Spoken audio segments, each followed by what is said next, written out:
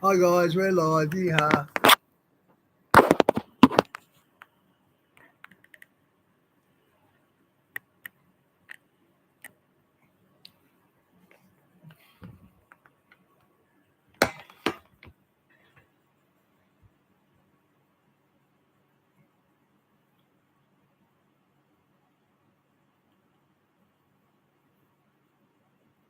A new generation slingshot, carefully crafted by a Berlin arms factory, more accurate than a pistol, and legally ownable without any permits compatible with steel.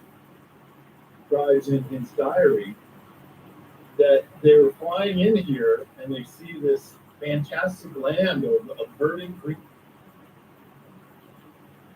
So there was a road entrance to go down there too. So that means there was air, land, and sea access to this under ice city, which Admiral Byrd said was called the domain of the Ariani. And they were human-like, but very advanced for humans. But when Admiral Byrd went down there with his Hi, Di. Good to see you. as he describes in his diary, that they were flying in here and they see this fantastic land of verdant green hills and even megafauna and flora. And finally, they lose control of the plane, but it's still flying. And then all of a sudden, two I saw that Di. He went about 45 minutes ago, didn't he? UFOs come wingtip to wingtip, which were described as Flugelrods, but there's no such word in the German language for Flugelrod. But that's what they described their UFOs. And they came over the wire and said, "Hello, Admiral Byrd," with a German accent, by the way, and Nazi insignia on the Flugelrod. Omega is a guide and a storyteller, escorting you through the night. Hey, Phil. Way, Good to see you, mate. ghosts, demons, and other oddities. Along the journey, his companions would often share with him the most curious of stories that he'd record in his codex. Perhaps you just might find yourself traveling with a Codega and sharing one of yours. All right, everyone, welcome back to another episode of Codega's Codex of Curiosities. Tonight, I have probably the perfect guest that I'm looking for. You know, he's been to all 7 continents. He's a researcher of Antarctica.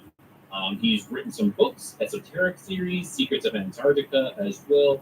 He's gone out and investigated sacred sites. If he was a traveler, he turned a truth hunter.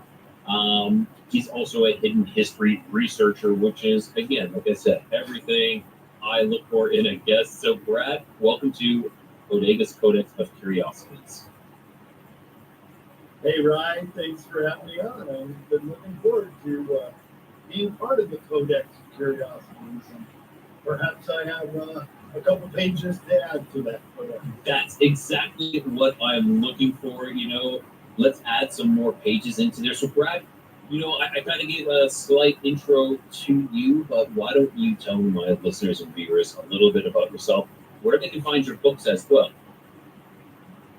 Yeah, sure. Well, my name is Brad Olson, and that's one of my websites, the way it's spelled, bradolson.com, and that's where my conference schedule is. I speak at a dozen or so big conferences around the country and around the world. In fact, I'm leaving for England in a week to speak at the BASIS conference near Stonehenge in Yorkshire. So I'm looking forward to that trip. And CCC Publishing is where you can find all my books.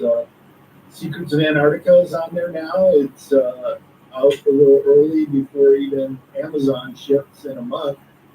And other authors that I publish at CCC Publishing. So I've been in this business for about 30 years, Rye, and loving every minute of it. And it gives me the great opportunity to travel, which I also love to do and continue to do. And I mean, what better life to live than doing work that seems pleasurable? Exactly, and that you love, you know, you're trying to discover these mysteries, kind of like this Indiana Jones kind of deal of sorts. You know, I think that's all of our dreams, is to kind of be that Indiana Jones, and here you are following in those footsteps, so to speak. Now, Brad, what got you started what got you questioning? Let's start from there. Like, where and why did you embark on this journey? Well, I grew up in the Chicago area, and let's just say it's really flat out around Illinois and the Great Lakes area. And my dad was a big skier, so he would take us to Colorado and then other places, and got to see mountains and other states early on, and that really sparked my travel curiosity. And so as soon as I finished college from Illinois State University, I self-financed all my trips. But the first one was to Europe, where I backpacked around and thought I was so cool. 3 months out of the country, and then I meet Australian, New Zealanders. Are like, 3 months, mate. We've been on the road for 3 years. Wow. Well, we just worked our way around the world. So I took that to heart. I had to come back because I ran out of money. I ended up getting back to Chicago with $5 to my name. But money, you can make it, you can spend it. It's not too hard. And so it instilled in my mind that, wow, I really want to go to Asia and around the world. And so it took me a couple of years before I was able to leave for Japan. And I was an English teacher in Japan for a little over a year, 14 months. And again, self-financed my trip around the world, which is a 3-year trip altogether. And boy, I tell you, Ryan, that to me was the best learning experience a young man could ever have.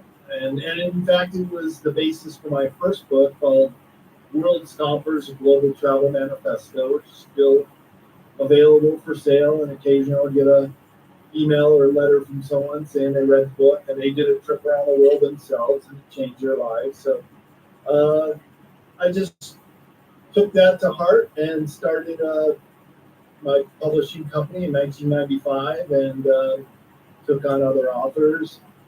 And Hey, baby, good to see you, mate. books. And then, something happened around the year 2000 with the advent of the internet. And that is because I was in travel writing initially. Most of my books in the Sacred Places series you mentioned are travel guides. Something happened, and that is with the internet being able to give you any kind of information anywhere in the world, you didn't really need a travel guide anymore. So travel used to be several different aisles in a Barnes and Noble superstore. If it's even one aisle these days, I'm surprised. So I kind of went through an existential crisis around the year 2000, seeing that my market share was dwindling in travel publishing. But I wanted to stay in publishing, so I kind of just asked myself, well, what should I do? What kind of books should I write? And then that came to me that I should write about these esoteric subjects, as I call them. And it's everything that has been withheld from humanity, but a select few people know. And I thought, well, that's kind of unfair. We should all get to know that. And it's also something that you can't readily search on the internet too much. So that means people are willing to plop down the $20 or whatever to buy a book. Yeah, and Because like personally myself, having a physical copy is so much better as well. Like I prefer physical copy, so I can just leaf through, pull the page over, even highlight something as well. Because I like those physical copies. Now, your lifestyle kind of rings a little bit of something that I've done as well. I've done that traveling around the world as well. I went for a year working my way through. Right now I'm living in Mexico, podcasting, but I'm also teaching English as well too. So I can relate a little bit to you. So this is a great start. So that you're at this point now where you're like, Hey, esoteric. Good to see you, When mate. does Antarctica come into view for you?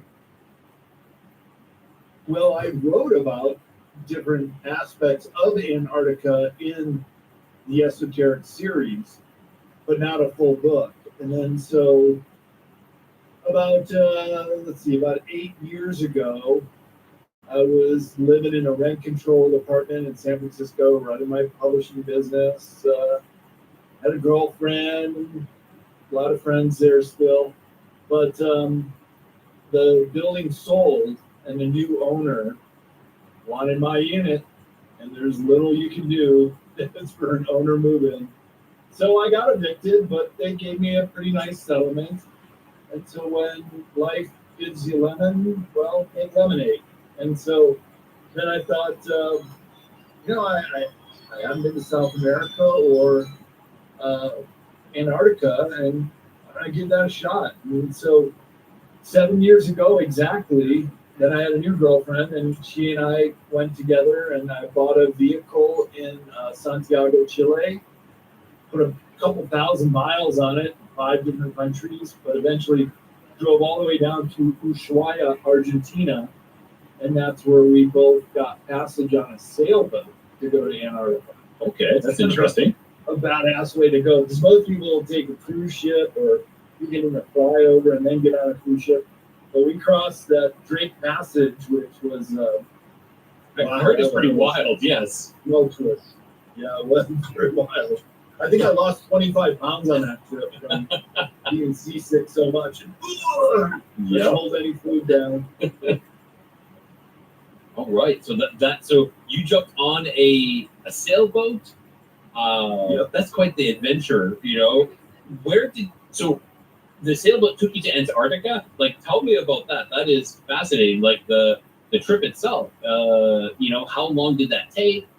And was there anything? Did it just pique your interest? Like, I need to know more, or did you see something along that trip? Well, always very curious about what's really going on down there. And as far as I know, I'm the only researcher in this field that self-financed a trip to go down there to look into these bigger mysteries. And so even before we left, at the yacht club for New Year's Eve party, I started asking my questions to all the captains. There were several captains that had made multiple trips down there. Have you ever heard of any antediluvian civilizations, the pyramids poking through? No. Have you ever heard of giants or megafauna? No. Have you heard of the 3 big ships that are supposed to be down there? The Mina, Pinta, or Santa Maria that got the nickname from our NSA in the 1970s. They've known about these. And the answer was always no, including when I asked these same questions at all the bases we went to. And it's not that people were hiding information, I just think they didn't know. And because the researchers that we met, they're very compartmentalized. So they'll go down to Antarctica for a season, which starts right now, by the way, go till early March. And there'll be a scientist that's studying the ice fish, for example, or penguin migration patterns, or some places the ice is melting. But I found a NASA map right before I left, which is really fascinating because it showed areas of Antarctica that are experiencing heavy melting, where some of the glaciers are receding within couple decades. It's noticeable, but other areas are gaining ice. So Mother Nature, in her infinite wisdom, keeps it balanced. So because if the Antarctica ice sheet were ever to melt and say just roll off the continent, it would be like a glass of water that's already filled, and you put more ice in it, it would overflow, and all our coastlines would be saturated. But it hasn't happened that way. So some areas continue to grow in ice. They keep sounding the alarm, like, "Oh, this is going to happen. This is going to happen," and it hasn't. Yeah, and I've read about this, that the ice has been gaining an immense amount of mass here as of late. I had a question, not a question, more of like a comment, but these scientists that go to Antarctica, and you're saying they're sectioned off. Are they like? They're assigned to one specific area. It's not like they're in a huge, like vast areas of Antarctica. They're more or less centralized in one location. Am I correct in assuming that? With the Weber smoke, you've now got authentic smoky flavors in your backyard.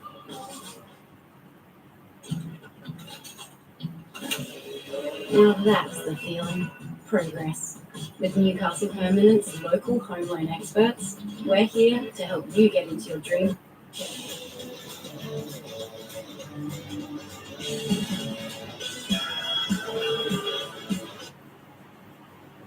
Well, yeah, and they're by country that they represent. They'll be on that base the entire time, whichever base they're assigned to. And let's face it, Antarctica is huge. Not many people know how big it really is. You know, It's the fifth largest continent in the world, so you could fit 2 Australias in Antarctica. You could fit Wow. the lower 48 states and Alaska in Antarctica. I had no idea it was that big. Wow. So it's ginormous, and the distances are vast. So to say, oh, did you go to check out the pyramid in the Shackleton Range? Well, yeah, that was about 1,000 miles from where I was, and so no, it wasn't available. But just around the corner. Yeah, just companies that go there. I will take you there. So I might make a return visit someday. okay. Okay, so let's go. So you went to, and you were on your way. You were talking at the bases, asking for information. But like you said, most people are just kind of they're only there for one reason: to study. They like to study like the penguins or the migration of the penguins as well, or something else, or the weather or the ice sheets. But you came for another reason. Diane, them guys, you got the 7 guys, they're all involved in biker gangs, and they're having a war. There's 2 families at war with each other, and it's been really bloodthirsty. There's been dozens of deaths on the street, but it's a Middle Eastern fight. Well, I think And then 7 guys, what they do, the guys who run the comancheros and that, the bosses, the Muslims who are the bosses, they go and look for islanders that hang around the station doing nothing, because the islanders hang around the station just killing time where I come from. thinking maybe we'll get lucky and So they hire them to do the dirty work. make one of these discoveries. We did have pretty free reign on the ship as far as if we saw some place that we wanted to go to, we could put the dinghy in the water and then motor over to it. It was usually to go see seals or penguins. But occasionally we would go up to the glacier, which is blue ice. So I'm like, Diane, our Prime Minister has been nowhere to be seen in this massacre of the Jews. He's been nowhere to be seen. He hasn't stood up and stuck up for them. And a lot of people are calling for him to stand down. He's gonna get heckled real bad. I didn't like the guy anyway, but this topped it off. Asian to these really, really old ice. And the first base we went to, Arkowski, they asked us if we wanted to have a cocktail. I said, oh, sure. And they brought out some blue ice and they put it in our glass. I said, oh, cool. And then they came out and poured. And the ice pops like popcorn because it's so condensed. Got little air pockets in it. And when it melts, it pops. So we thought, that's cool. Let's do it ourselves. So we would go to the glacier just right there with an ice pick and just chop off some pieces and have it for our own cocktail hours. So it was kind of those little things that you do that you didn't expect that made that trip really memorable. Now, okay, so nothing actually. So you didn't actually encounter anything when you went down, which like you said, this continent is so vast that it is. It's like me looking out and saying, "Why didn't I see a UFO tonight?" Or I looked out in the sky for 3 nights in a row and I did not see a UFO. Most likely because it's so vast. There's a not a good chance of that happening. But you started researching this. Can you tell a little bit about the research that you and the things that you came across and the truths that I think that you uncovered? Yeah, and how long Yeah, will they well, last? I won't need to go for space Exactly, for another because week. I went down there They thinking might we were cover going to have some kind of breakthrough. Maybe we'll ask the right person, they'll direct us to the right location, and we'll go find something. Wasn't really the case, but I did discover some other things with the interviews I did on the bases down there. One was several of them said that there are no-fly zones. There are places you cannot go in Antarctica. Now, like I said, we had free reign to basically sail and chart out where we wanted to go. We did have to tell the Argentine Navy a basic itinerary of where we were going to go, and they took a scan of our passports. We got stamped out of Argentina, but never got stamped in again until we got back to Argentina. So that was kind of weird too. But basically, just the inquiry of people on the bases also led us to one base that was an Argentinian base, and they at first didn't want to tell us because I asked them, was there anything paranormal that you could talk about? And the one person who didn't want to tell us, she leaves, and then the other guy's still there. I go, come on, you got to tell. And he says that another one of the Argentinian bases called Belgrano 2 had a UFO flyover a few weeks before I was talking about. No So way. that was kind of cool. Yeah, And definitely. the fact that they were reluctant to tell sort of authenticates that testimony a little more. Yeah, it definitely does. So there was that. Now I'm curious though as to your research now and your findings. I'd love to dive into that because what are, like, I know subterranean, possibly antediluvian, New Schwabenland. Where do we start? Where do we start with this? Yeah, you got a good understanding already, Rye. And that's basically where I started too.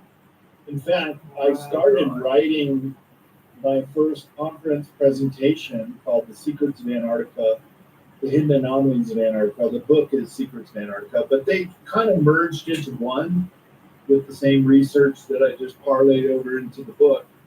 But I've been giving that talk now on the conference circuit for 6 years, and it's been very well received. And it's kind of an overview of all the things I just said, and then also some of the mysteries that are out there. And that's really what people like to hear about. One of which is the giant hole in the ice that's about 50 miles away from the geographic South Pole. And that's been a bone of contention with other researchers at times, just because maybe they don't know about it. But it was written about in Admiral Byrd's diary. So he was the very first pilot to fly to the South Pole. And from an aerial perspective, you'd be able to see the hole 50 miles away. And in fact, in my new book, I reprint the map showing that he flies into the no-fly zone, does a triangular motion exactly where the hole is presumed to be, and then comes back. So then during Operation High Jump, he's then flying back to the South Pole. Okay, And this sorry, time- Brad, so I have a question. So he went prior to Operation High Jump. Correct. Okay, I Yeah, he went misunderstood 5 that. times Okay. to Antarctica. And yeah, so this would have been the very first trip. And back then, he had to get financiers to pay for his trip. And so even Edsel Ford, the son of Henry Ford, donated the plane that he flew over to the South Pole on. And that was a big success when he came back. There were ticker tape parades for him. He was still in the Navy and was moving up the ranks. So by the time World War II had concluded, the Navy then financed Operation High Jump, as well as his 5th and final trip, which he called Operation Deep Freeze. And that's when it starts getting really interesting, because first Operation High Jump was supposed to be 6 to 8 months, and they called off after 2 months, right in the middle of the Antarctic summer, when it would have been the best time for what they said they were going down there was for training the troops and testing equipment. It's like, yeah, you could have gone to Alaska or Greenland for that at a fraction of the cost. And so then they got turned away, or they left quite abruptly in February 1947. And on the way back, Admiral Byrd gave an interview with El Mercurio newspaper. Of course, I recount this in the book Secrets in Antarctica, where he says that we would be confronted with a new enemy that has the ability to fly pole to pole at incredible speeds. Well, Rye, last I checked, we still don't even have a plane that can fly pole to pole at incredible speed. So what is he talking about in 1947? And that's on the cover of my book, is the Battle of High Jump, where these UFO-type crafts came up out of the water, out of holes in the ice, confronted the Armada, and could have easily taken out all the ships, but just took out one, and then all the planes that were trying to attack it, just to send a message that, hey, don't mess with us down here in Antarctica. And then there was most likely the Antarctica Germans. So they had sent quite a bit of material and personnel during the war. And then basically, the high command in the Third Reich knew it was over as far as the European theater in 1943. So they had 2 years to get out all their best technology, all their best scientists, and start up several colonies in Antarctica. It wasn't just Base 211, but it was the New Berlin base and also the Thule colony.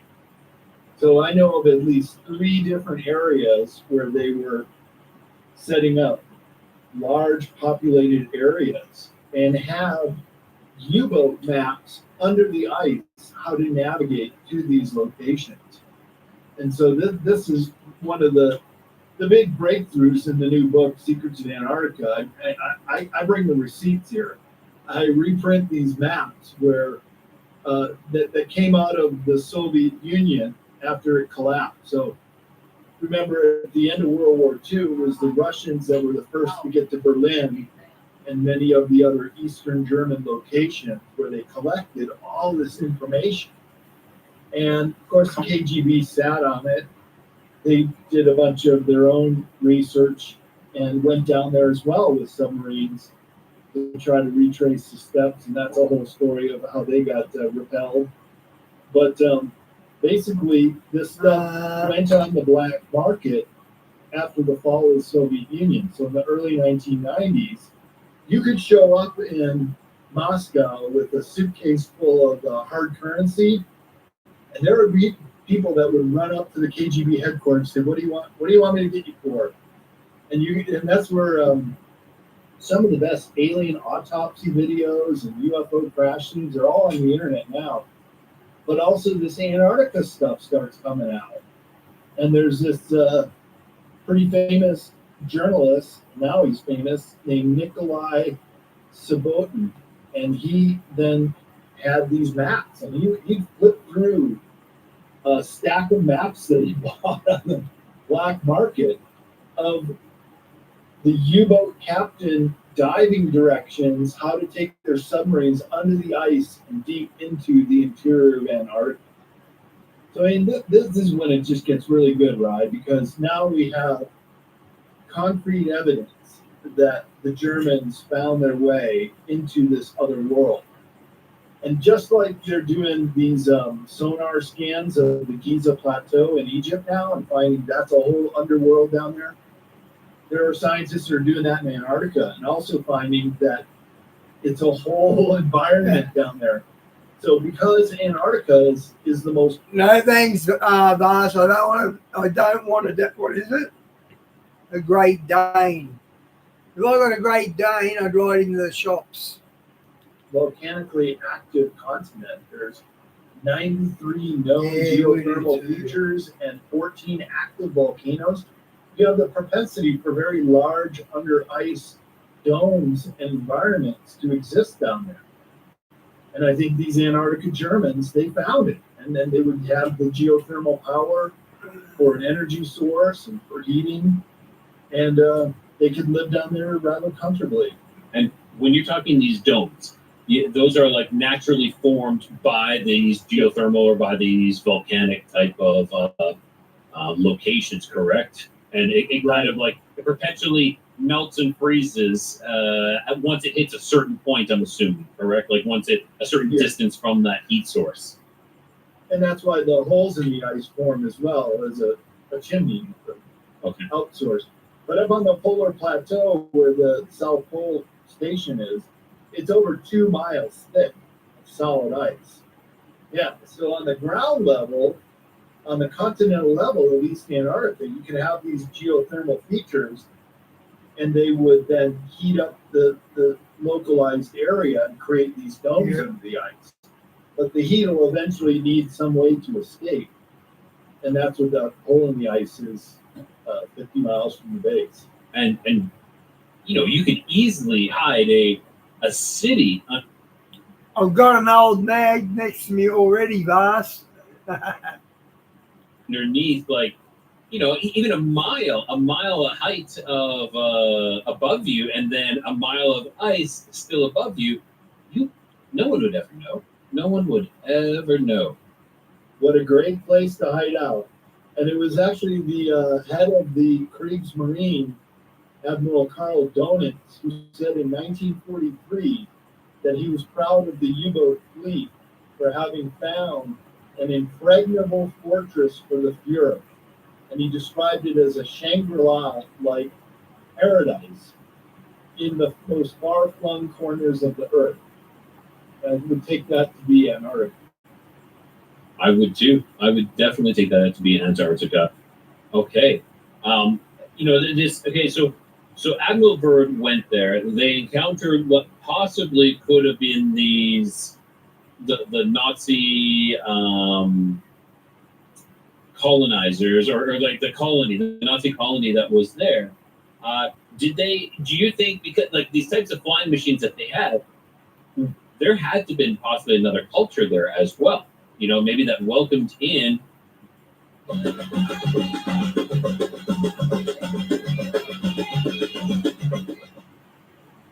My team knows tech moves fast, so we don't stand still. We build real skill. This is Jules, and this is the Nazis. This is when we start really diving deep down the rabbit hole.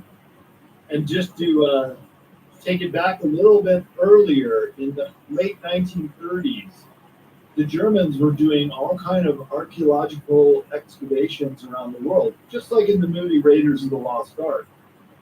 And they were very fascinated with Tibet and the Tibetan Plateau. And they had sent several groups there to the Tibetan Plateau, including one guy named Ernst Schaefer, who was portrayed by Brad Pitt in the movie 7 Years in Tibet.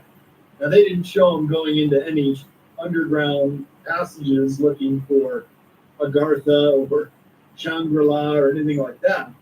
But that's in fact what happened. They did find some kind of entrance into an inner world where they met a very advanced race of human-like beings that gave them some kind of intel in the late 1930s. Because when Ernst Schaefer returns to Germany in 1938, they couldn't prepare an expedition fast enough. In fact, they left the same year on the Schwabenland to go down there when they set up the colony and the base 211 in New Schwabenland, which they named after the ship. And they had some kind of intel on where to go and what to find. And apparently they had... Diane, if that dog was true, I would buy that dog. That looks like a cool dog. But there's no way that's a robot, eh? instructions to go to a defunct. When the little girl goes to take it out the box, it blurs for a split second.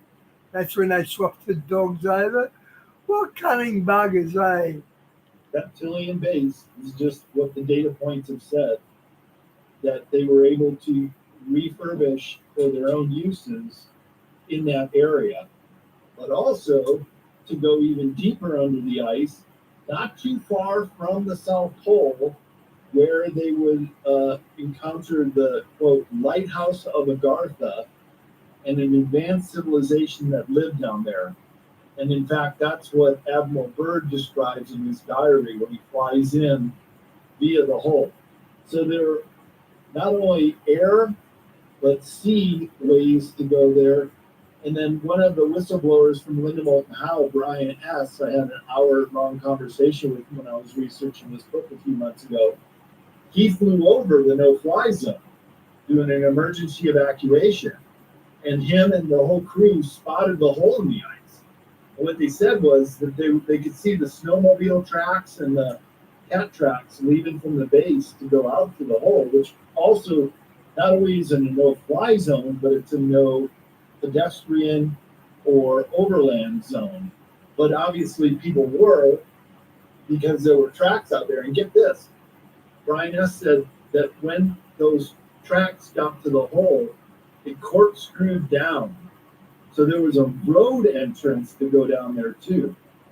So that means there was air, land, and sea access to this under ice city, which Admiral Byrd said was called the domain of the Ariani. And they were human-like, but very advanced for humans. Yeah, Di, they're too good to be true, though, eh? It's a shame because it looks really cute. But when Admiral Byrd went down there with his radio man Howie, as he describes in his diary, that they were flying in here and they see this fantastic land of verdant green hills and even megafauna and flora. And finally, they lose control of the plane, but it's still flying. And then all of a sudden, two UFOs come wingtip to wingtip, which were described as flugelrods.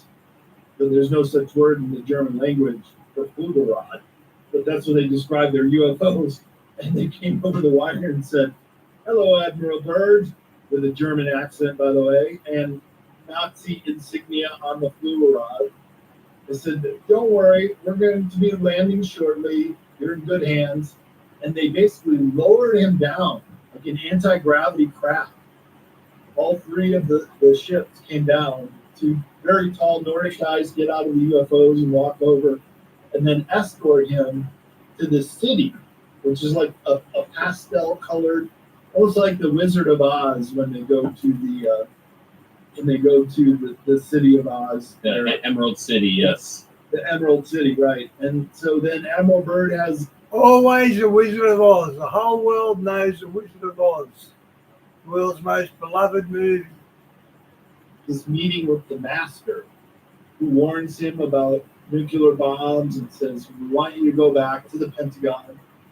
And at one point, Admiral Byrd says to him, "Well, why me? Why did you summon me to come here?" And he says, "Well, you're very well known on the surface world." And he thinks to himself, surface world. And the master read his mind. He's telepathic. He says, "Yeah, on the surface world. we're in inner Earth down here." It's like, whoa. And Admiral Byrd would, of course, after high jump, they read him the riot act for giving that interview with El Mercurio, saying there would be.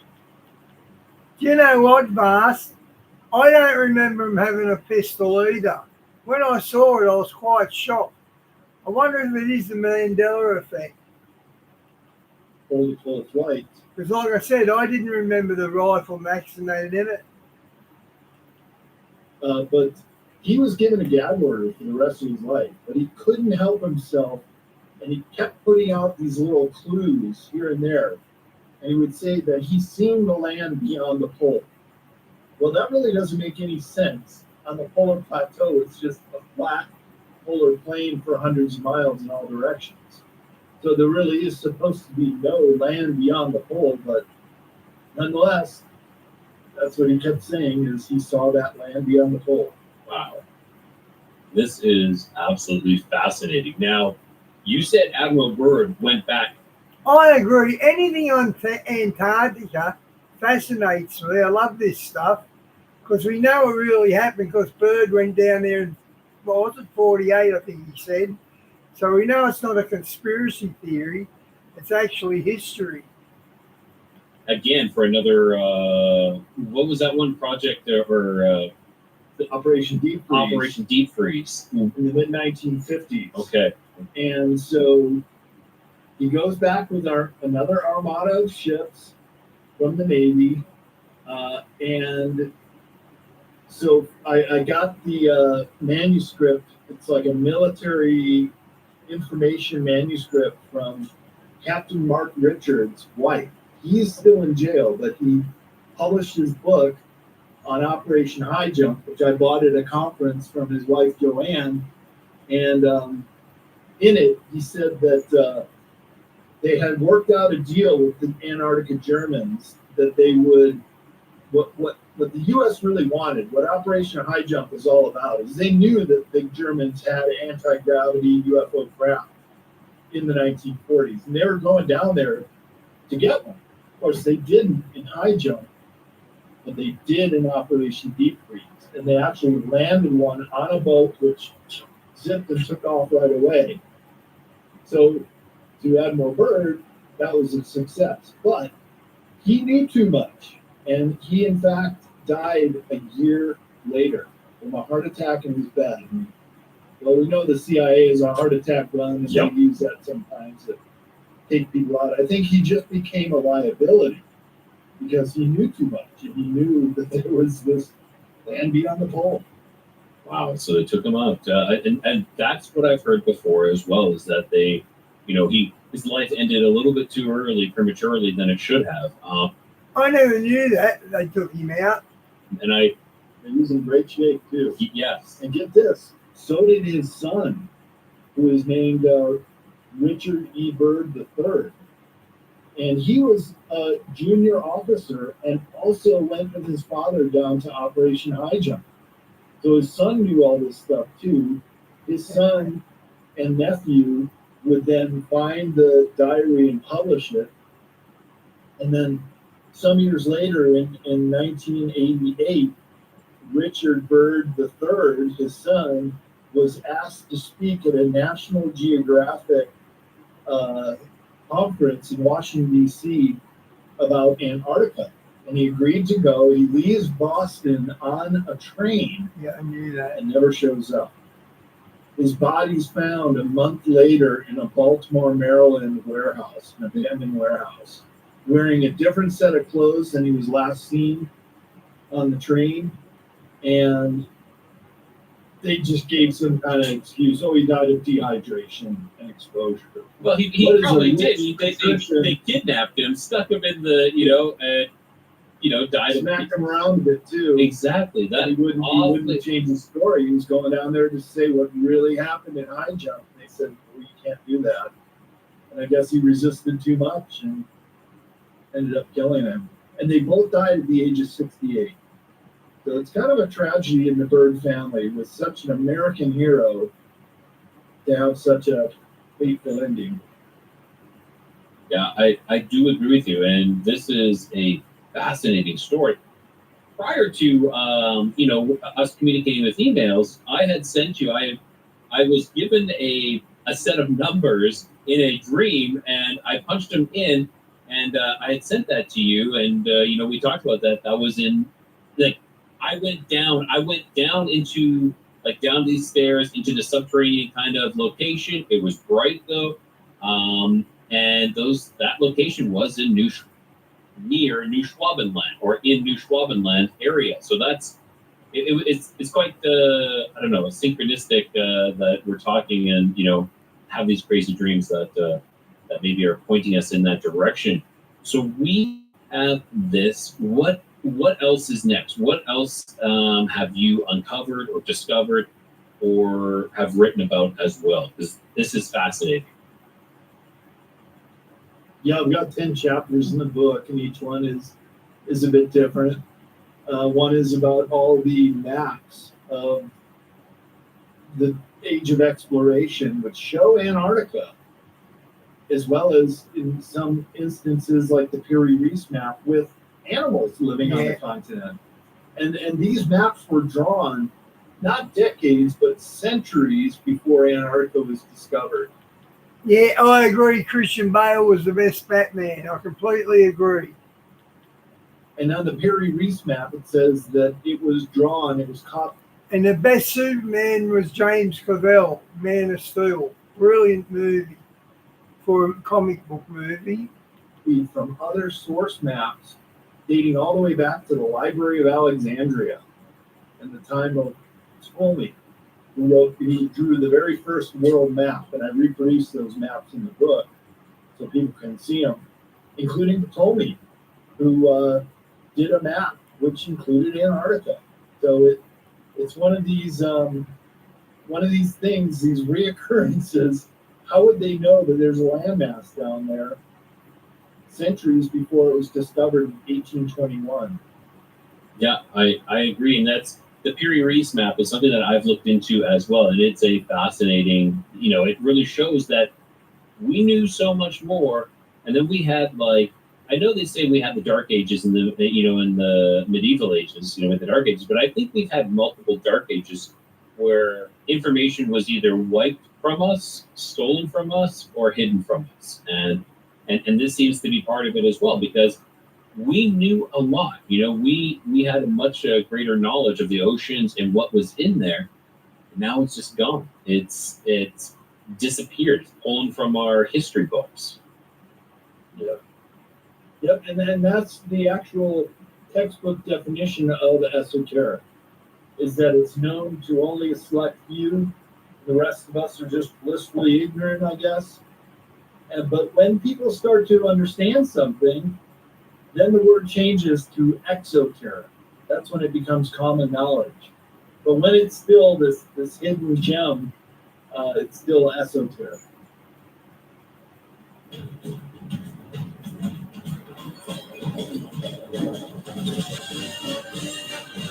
She's here. Pakistani street food में कोई मुकाबले नहीं भाईजान। पाकिस्तान से बाहर रहते हो तो पाकिस्तान की टिकट कटवा लो, तो पैसे दे दो। I don't know if I find it sometimes annoying when that happens, because then everybody else is like, oh yeah, this is the way it is. And they're like, yeah, I've known this for a while. And then you tell them, you explain something else that is esoteric, like you were saying, esoteric knowledge. And then they're like, you're I don't believe that nonsense, and it's like, well, you just knew this, you just found this out how long ago. And now you're sitting there and denying that anything else is, that can't exist, or, never existed, or was never real, such as Atlantis as well. I have a question. Is there any relation with Atlantis and the Antarctica? Wait, repeat that? Is there any relationship or relation with Antarctica and Atlantis? Was there? Oh, yeah, there actually is. I didn't hear the Great question. Atlantis part. Yeah, actually there is. Before I went down there, I'm friends with a lot of people in the conference scene, including Linda Moulton Howe, as I said, who's done a lot of Antarctica research and interviews. And so I asked her and also Dr. Michael Sala, who's written a couple books on Antarctica as well, what should I look for when I go to the Palmer Peninsula? Because I knew that would be the place I'd be able to go to. And they both said that there were remnants of Atlantis. Do you know where to look? And Dr. Michael Sala actually sent me some GPS coordinates, and I went there and actually I've reprinted those in the book. And what you can see are grid-like patterns in several locations, but they're mostly in Western Antarctica. So Western Antarctica is a new portion of the continent that's only 700 million years old. It came down the mid-Atlantic ridge. When I say only, because East Antarctica is 3 billion years old. That was part of the original Pangea.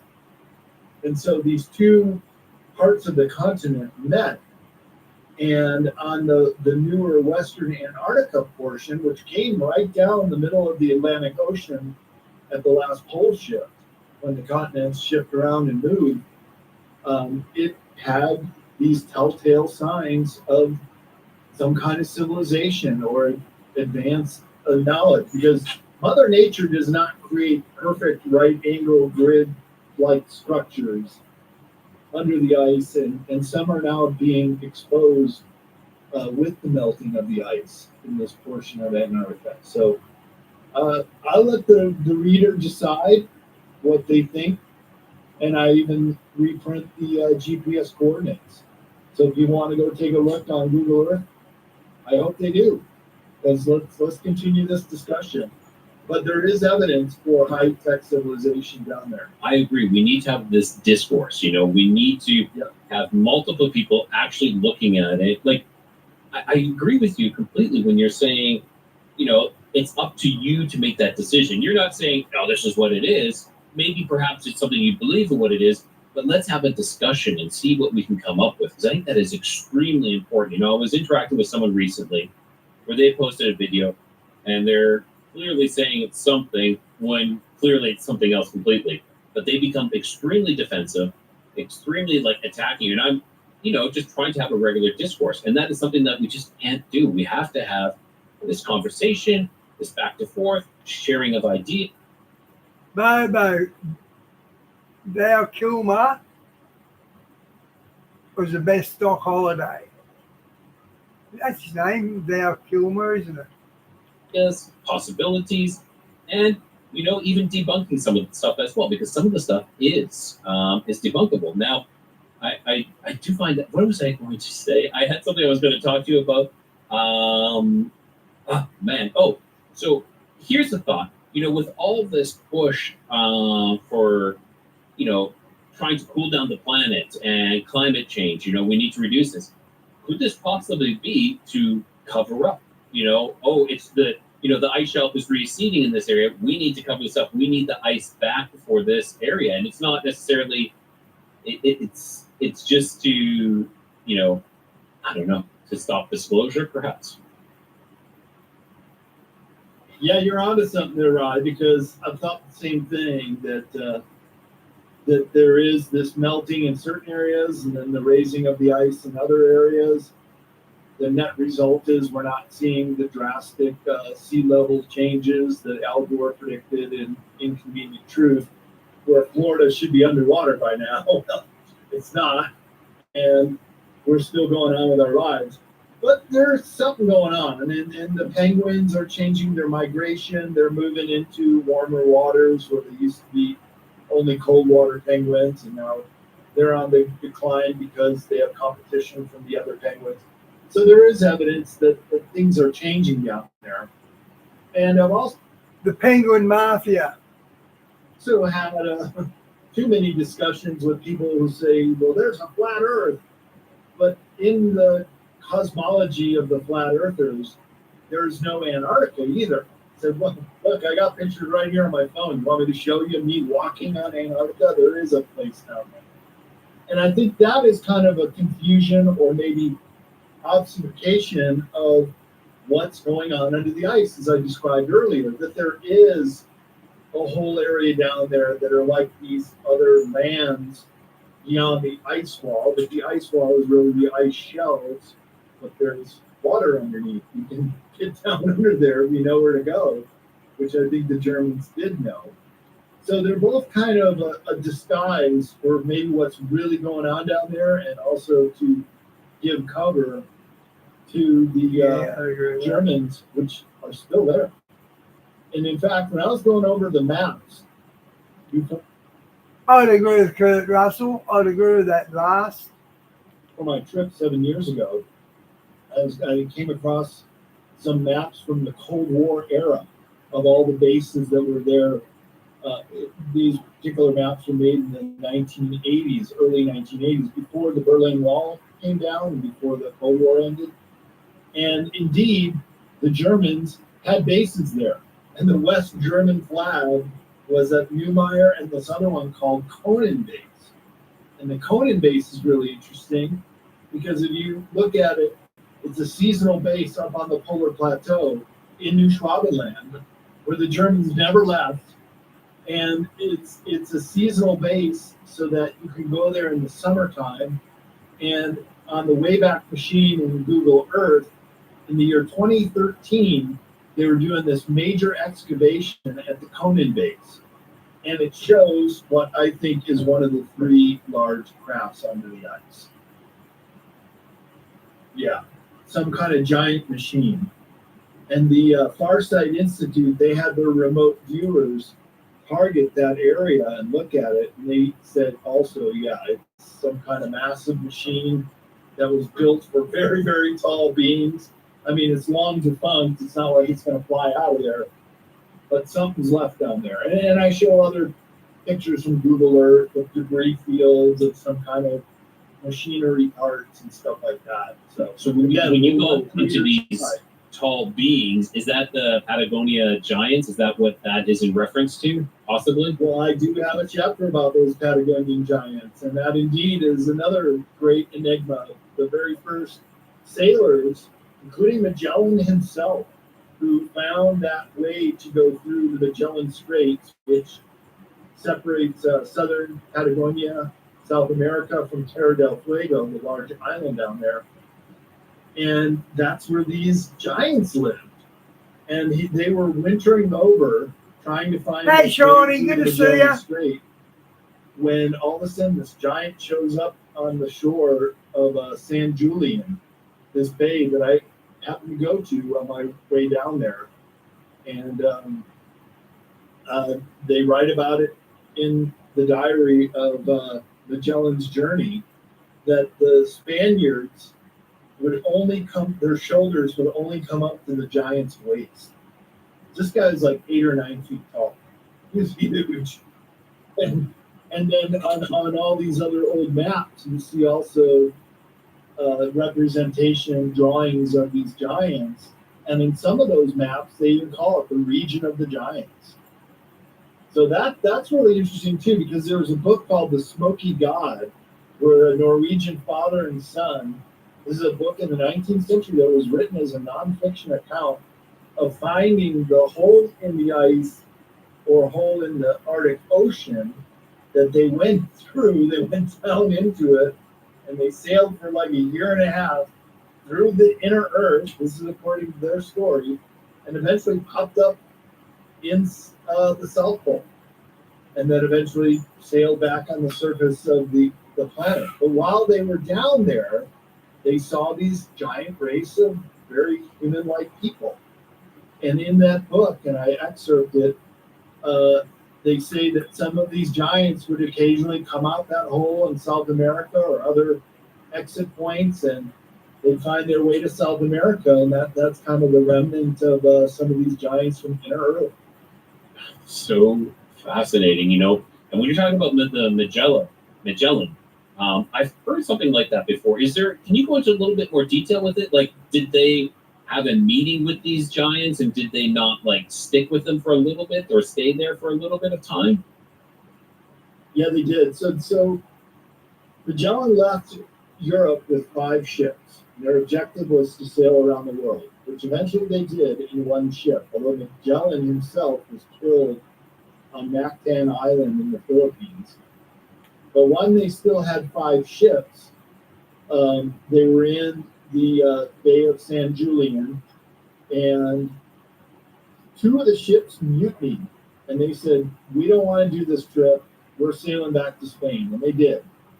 So Magellan, with 3 ships, then proceeds to find the passage through the Magellan Straits, is what it's still named to this day.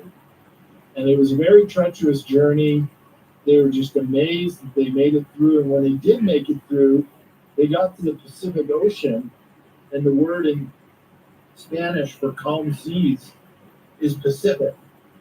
And that's how it got the name, although it's nothing always mellow. But they made their way through. They did lose 1 ship in Patagonia, and then they lost another ship in the Philippines, just due to storms and getting beached on the shore, and then whatever survivors got onto the other ships. But the now Victoria, the one ship, the lead ship, did make it back, and hundreds of men left in those 5 ships.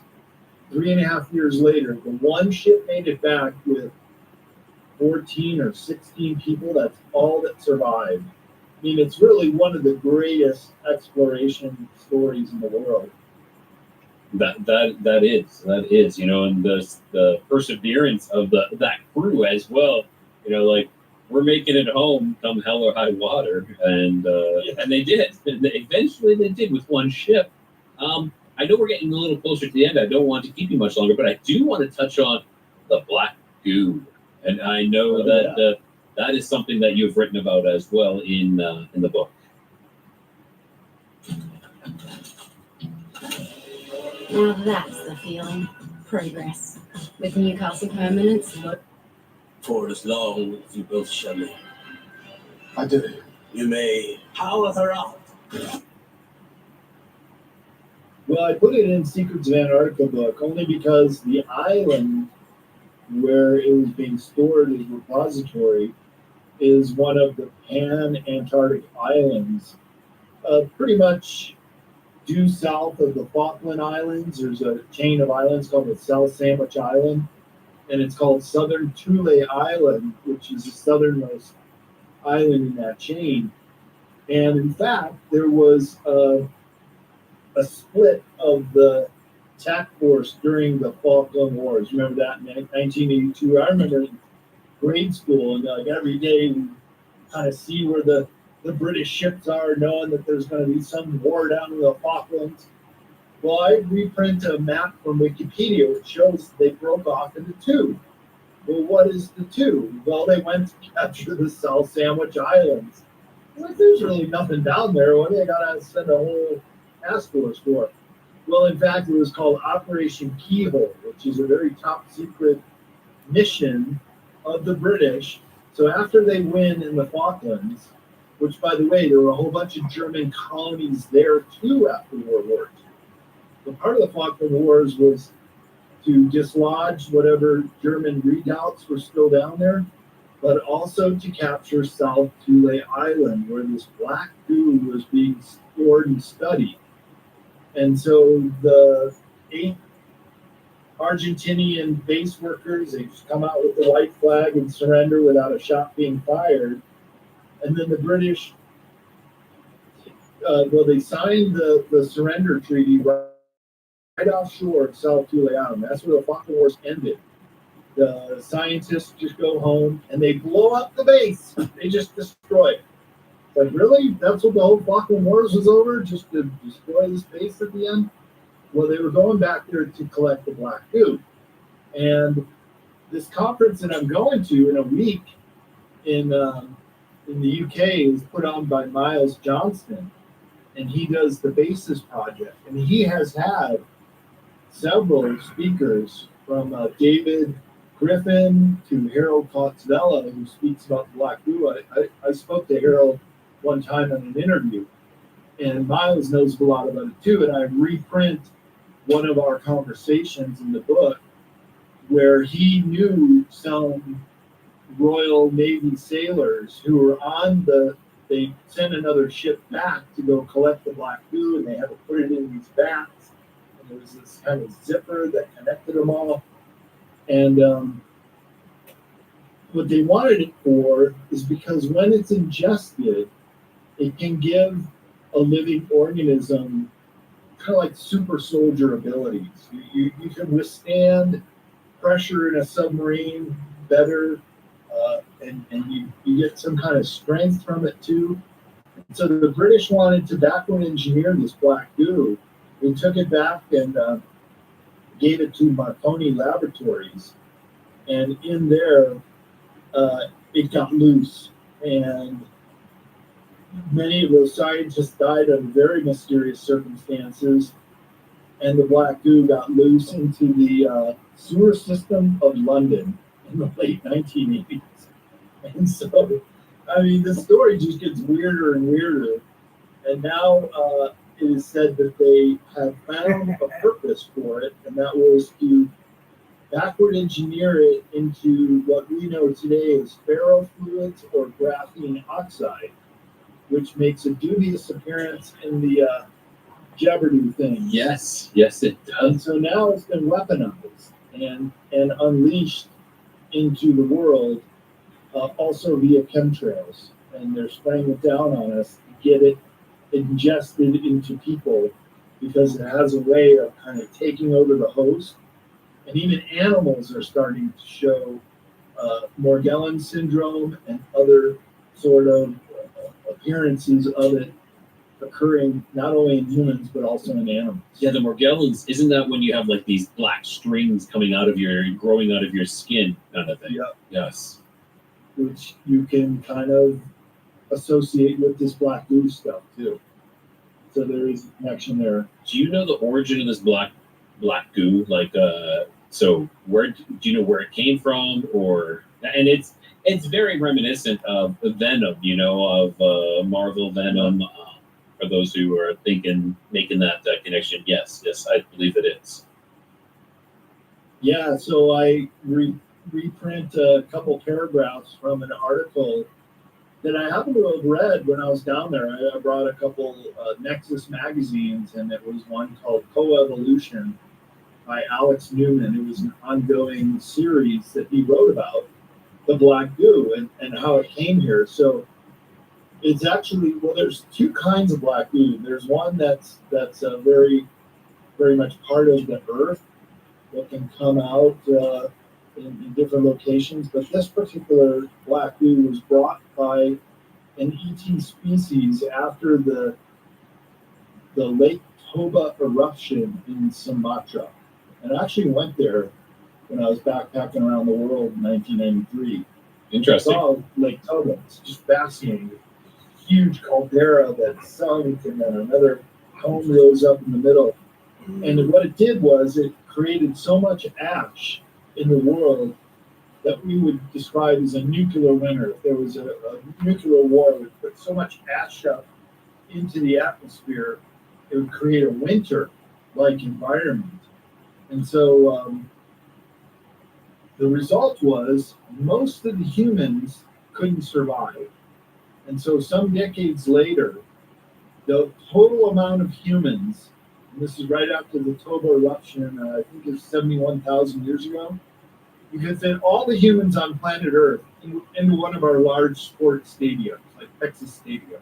Every single human. That's all there was, about 40,000 individuals.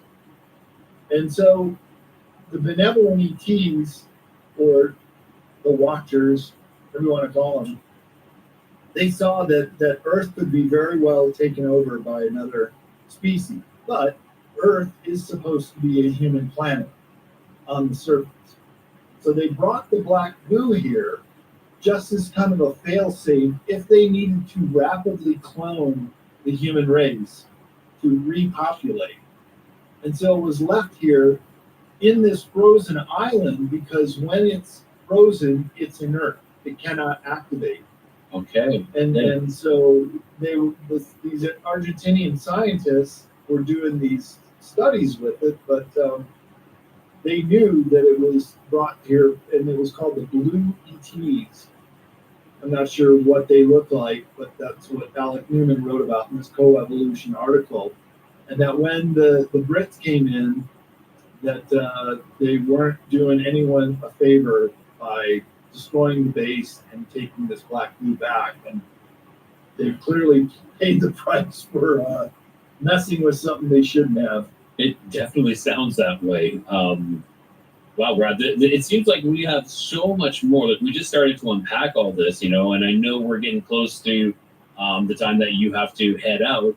But is there anything else that you would like to go over before we call this a night? Gosh, Rye, I think we should probably just schedule another conversation because we've just kind of scratched the surface here. That's exactly it. Like we've kind of touched on all the basic topics. I would love to go so much deeper with Admiral Byrd. Yeah. Operation High Jump and Deep Freeze. You said was it Deep Freeze or? Yeah, the last one. I just sent you the ebook. I know it was only a couple hours to review it, but we could take a little more time with it. Definitely. Develop some more questions, and we could go a lot deeper in this too. I would love that. I think you're very well versed in on this topic, and I like how you approach it as well. You're approaching it with like a scientific way as well. Providing all these material, providing all these maps, providing all this information. And I think it's great that you do that because then everybody can make up their own mind for themselves. And I think that's imperative now these days that we stop telling people what to think, and we give them the information, and then they can make up their mind for themselves. Exactly. Well, Brad, I want to say thank you so much for spending the time here and reaching out to me as well. You know, this has been great. Would you? I really enjoyed that, to be honest.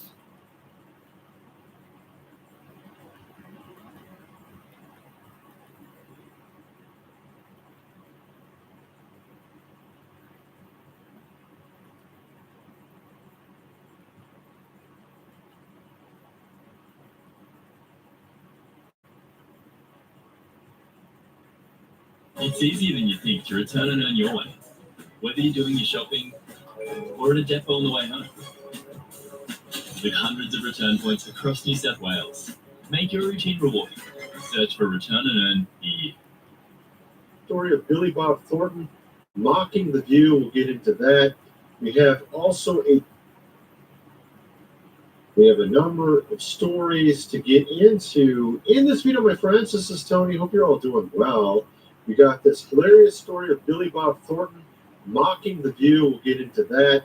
We have also a ton of other stories. We have a elderly lady at Target being essentially attacked by a liberal as Karen.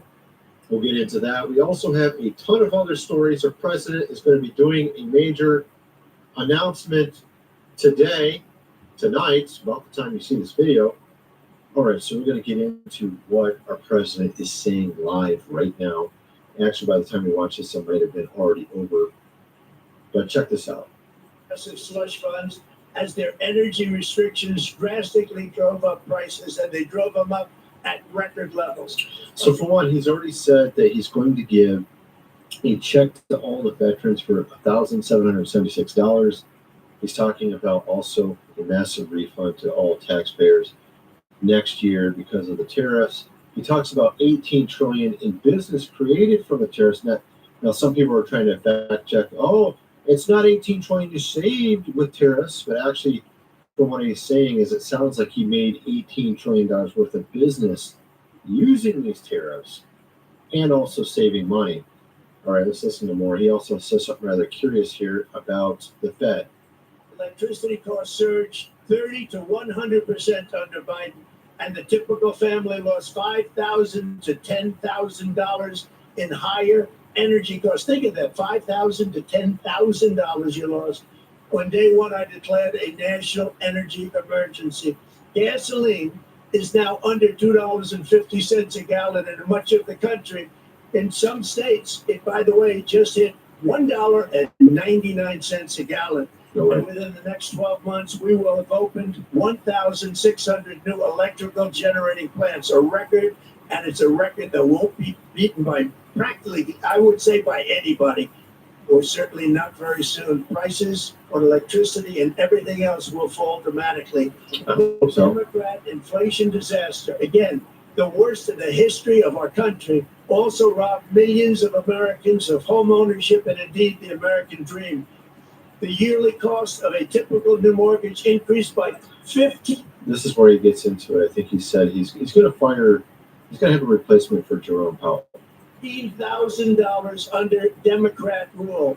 In 11 months, we've already gotten that annual cost down by $3,000, and it's coming down a lot lower. When you see the numbers are going to be shocking, and I'll soon announce our next chairman of the Federal Reserve, someone who believes in lower interest rates. So remember, Jerome Powell said he can't be fired, but our president's saying he is going to fire him.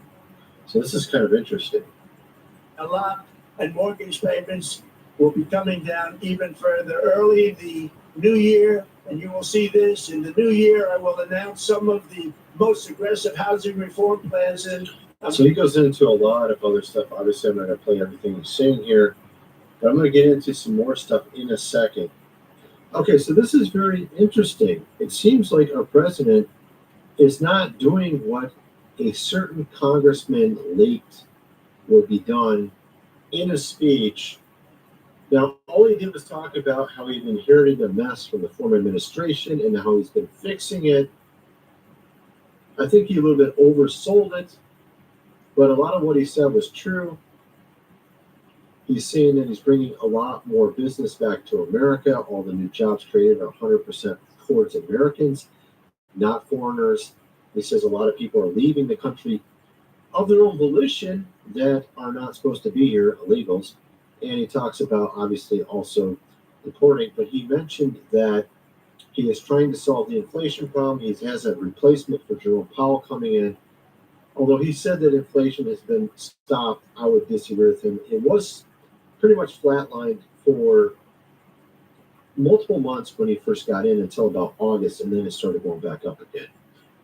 But at the same time, he basically goes through all this. But what was interesting is Tucker Carlson was saying that he had an interview with the congressman that they were going to talk about potential war with Venezuela.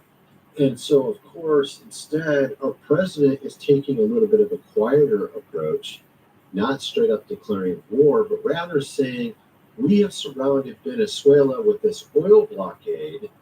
So this is apparently what they've decided to do, maybe to keep his record clean and saying he didn't start any new wars. We have here Venezuela oil blockade. What it means to Maduro in the world is Venezuela is completely surrounded. The president announced the military would impose total and complete blockade of all sanctioned oil tankers going into or out of the country. The move is targeted at the strongman Nicolas Maduro and his, of course, organization, but could all. I don't know how true it is, but I saw a YouTube channel where they said why they're all interested in Venezuela is because there's a portal down there. I don't know how legit that was, but they did say it, and it could be true. Also have wider effects. Below the Atlantic Council experts answer 4 pressing questions. What does a blockade mean for Venezuela's blockade? Adds significant pressure to Maduro's regime as these shadow tankers act as financial lifeline. So essentially cutting off all their money, all their business with this oil. And of course, so this is kind of our way of financially or economically holding them hostage rather than amping it up to the next level. Perhaps if this does not work, that's when he would declare, of course, war. This seems to be sort of the strategy. I'm guessing, though, he doesn't want to do that. He's just going to put more and more pressure financially and block any sort of business for them until they essentially agree to whatever. I'll tell you what, Bobo, from where I stand, Starmer's got to go. He's done so many wrong things and so many lies. He's got to go, surely. Demands are. They exported a little over 780,000 barrels a day in October of this year, 100,000 of which came to the United States, the rest directly or indirectly going to China. It is highly uncertain whether all or only a portion of those exports will be impacted by the blockade. Well, it says all in and out, so it sounds like quite a bit. So this is obviously the method in which he's taking instead. He's decided maybe this is the right route. At any rate, we also have Candace on Pierce Morgan. We're going to get into some of that as well, and of course her meeting with Erica, and also we got a ton of other stories. Let's just get going here and start with this here. We start with Billy Bob Thornton in a hilarious scene from his TV show Landman. So, of course, a lot of liberals are freaking out over that clip on the Landman. And what's so hilarious about it is the actor that he's talking to, Sam Elliott, apparently doesn't like our president. So he had to actually be forced to do that scene in the TV. That surprised me that Sam Elliott's against Trump. That surprises me. Show. He calls support. He played Birdalurp in Tombstone, Bobo. Our president, not very smart. And, well, technically, he said it a little bit different than that. I think we should, let me just play this clip here. And I think it makes more sense of it. It's kind of... Andrew, I swear, less than 2 minutes ago, I was thinking, I wonder where Andrew is. And here you are now. I swear I don't make things up. Like, Hi, don't know. Let mate, me by the just way. finish what I'm getting at. I don't know. Looking down on Middle America has kind of been a tradition in the movie business maybe for a long time. I don't think those people out there in between here and the East Coast are necessarily just because they're in Donald Trump's camp. I mean, we're talking about them not being very small. Plus, I thought Sam Elliott died a couple of months ago. I'm not sure how true that is. Part if we're going to get in that camp as far as I'm concerned. I think we're going out of our way on this show to say the opposite about these people. That's kind of funny. So basically, he's saying that if you support a president, you're not very smart. But he wants to somehow make it look like Midwesterners, Southerners are smart, but as long as they don't support our president. I think that's what he was trying to say there. It didn't come out too well, but I think you get kind of the idea. Yeah, Bobo. I didn't watch the remake Roundhouse. Who was in it? Jake Gyllenhaal, I think. And I don't like Jake Gyllenhaal as an actor. And you got a number of... After Brokeback Mountain, I can't look him in the eye. Liberals, of course, freaking out about this over on X. Yeah, this was a disappointing sequence on Landman, a show I love. Punching down on The View, a show led by women, to come across as more manly. Actually makes you look more like a bitch. I mean, these people are retarded, bro. Seriously. Okay? Obviously, The View has got some really terrible takes on a number of topics. We've covered a number of them over on this channel over the years. He's still here. Okay, I must have read that wrong then. Although they do put notifications up like 5 famous celebrities who passed away in the last 24 hours. And the photo they show has got nothing to do with what they show you. Fact is, we're going to get into a ton of stuff as we... So, for example, I'd have Sam Elliott up as one of the dead, but when you go through what's recorded, he's not in there. It's just his face on the cover. So that's probably where I got it from. Get farther into this video. All the stuff that the news is missing, they're not talking about the floods going on right now in the Northwest Pacific. We got a number of other things to get into. Our president's announcement. We got Ben Shapiro stepping in it for like the 3rd or 4th time. Andrew, I missed the cricket over the last 24 hours. You had a good innings, didn't you? Bowling. We got a ton of other stuff. Candace Owens. And even maybe we'll cover this. Kirk Cameron responding to all those critiquing and getting mad at him talking about the hell topic. First of all, I got to mention food supply, 25-year shelf life. Link is in the description. 4 months worth for $6.97. You can definitely want to get that if you have not already. Link is in the description for that. Also, go check out my Twitter. I am over there at... Diane, what an appropriate name for that movie, Brokeback Mountain. How did they get that back broken? Twitter. I want to get that thing going right finally. I noticed that when I actually put in a plug here on YouTube, some people actually went over there, even though I had a terrible linking. I made the link much better today. Okay. Link is in the description. Just check it out. It will say X, Twitter, something like that. I just want to get 2 or 3% of you guys over there. I think I can get the thing jump started if I just get 2 or 3% of you guys over there. Andrew, that's doable. 83 runs. That's doable. I hope you do have a couple of good games, because it's no good one side getting beat like that all the time. Right now, it's like a fraction of a percent over there. I think a lot of people have no idea that I'm even on X.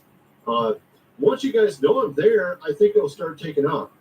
Anyway, link is in the description for that. Also, go check out. We still have the investment opportunity for Noah VR, $400 to get a seat.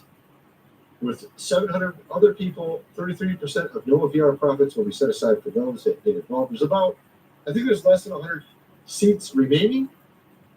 Go check it out.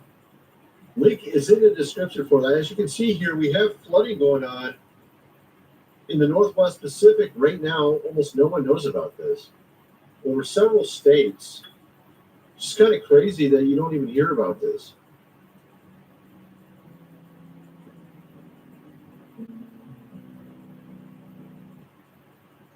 All right, so you get kind of the idea. Obviously, it's very, very deep. And where are That's they at? shocking, guys. And that's happening all around the world. Every country is getting these massive flash floods. Well, this doesn't look like a flash flood. You know what I mean? Every country's going through flood issues. No one's coming. Even Mecca got snow in it, I think. About 2 months ago, I think it snowed at Mecca. They help like usual. We've seen that numerous times, haven't we? I mean, goodness gracious, every single time this happens, no one goes and helps. I'm referring to the GOV. Okay, I'm not talking about individuals. Actually, individuals will show up and help out. That's about it, right? Just kind of like that. Actually, it kind of relates to what this actor was saying back here. I mean, you have here Sam Elliott talking about it. It's like those on the left just simply don't care about those states so much, flyover states as they call it. It's really kind of disgusting, their attitude. We have a president announcing something big tonight. I think it might have something to do with Venezuela. Some are saying it's going to be war with them. I'm thinking it's going to be something, maybe not war. I mean, I don't know. We'll see what he says. Okay, but he announced this blockade of sanctioned oil tankers into Venezuela yesterday. It's supposed to address the nation tonight. And it might be about that. This is what some are assuming it will be about. This is what we see here. Addresses the nation amid Venezuela war rumors. The Tuckmeister shared on a podcast that a congressman told him lawmakers were briefed on impending war, possibly with Venezuela, to be revealed in the speech. That's kind of crazy. I don't know. We'll see what happens with regards to that. You have here, I mean, honestly, our president hasn't been doing the best job of recent. We had recently a director died. What's his name? Rob Reiner, I think. And he said something that was pretty tone deaf. Our president did. And everyone admitted that. Everyone was like, this is just ridiculous what he wrote. So he's been screwing up a lot lately. I'm really hoping he starts getting back on his game. He's been talking like he's on his game, but I don't feel like he's on his game at all. Yeah, he said to play the next one. Brand new channels in the Ultimate Pack. From family-friendly fun to history, greatest mystery. Plus, new music channels to get anybody started.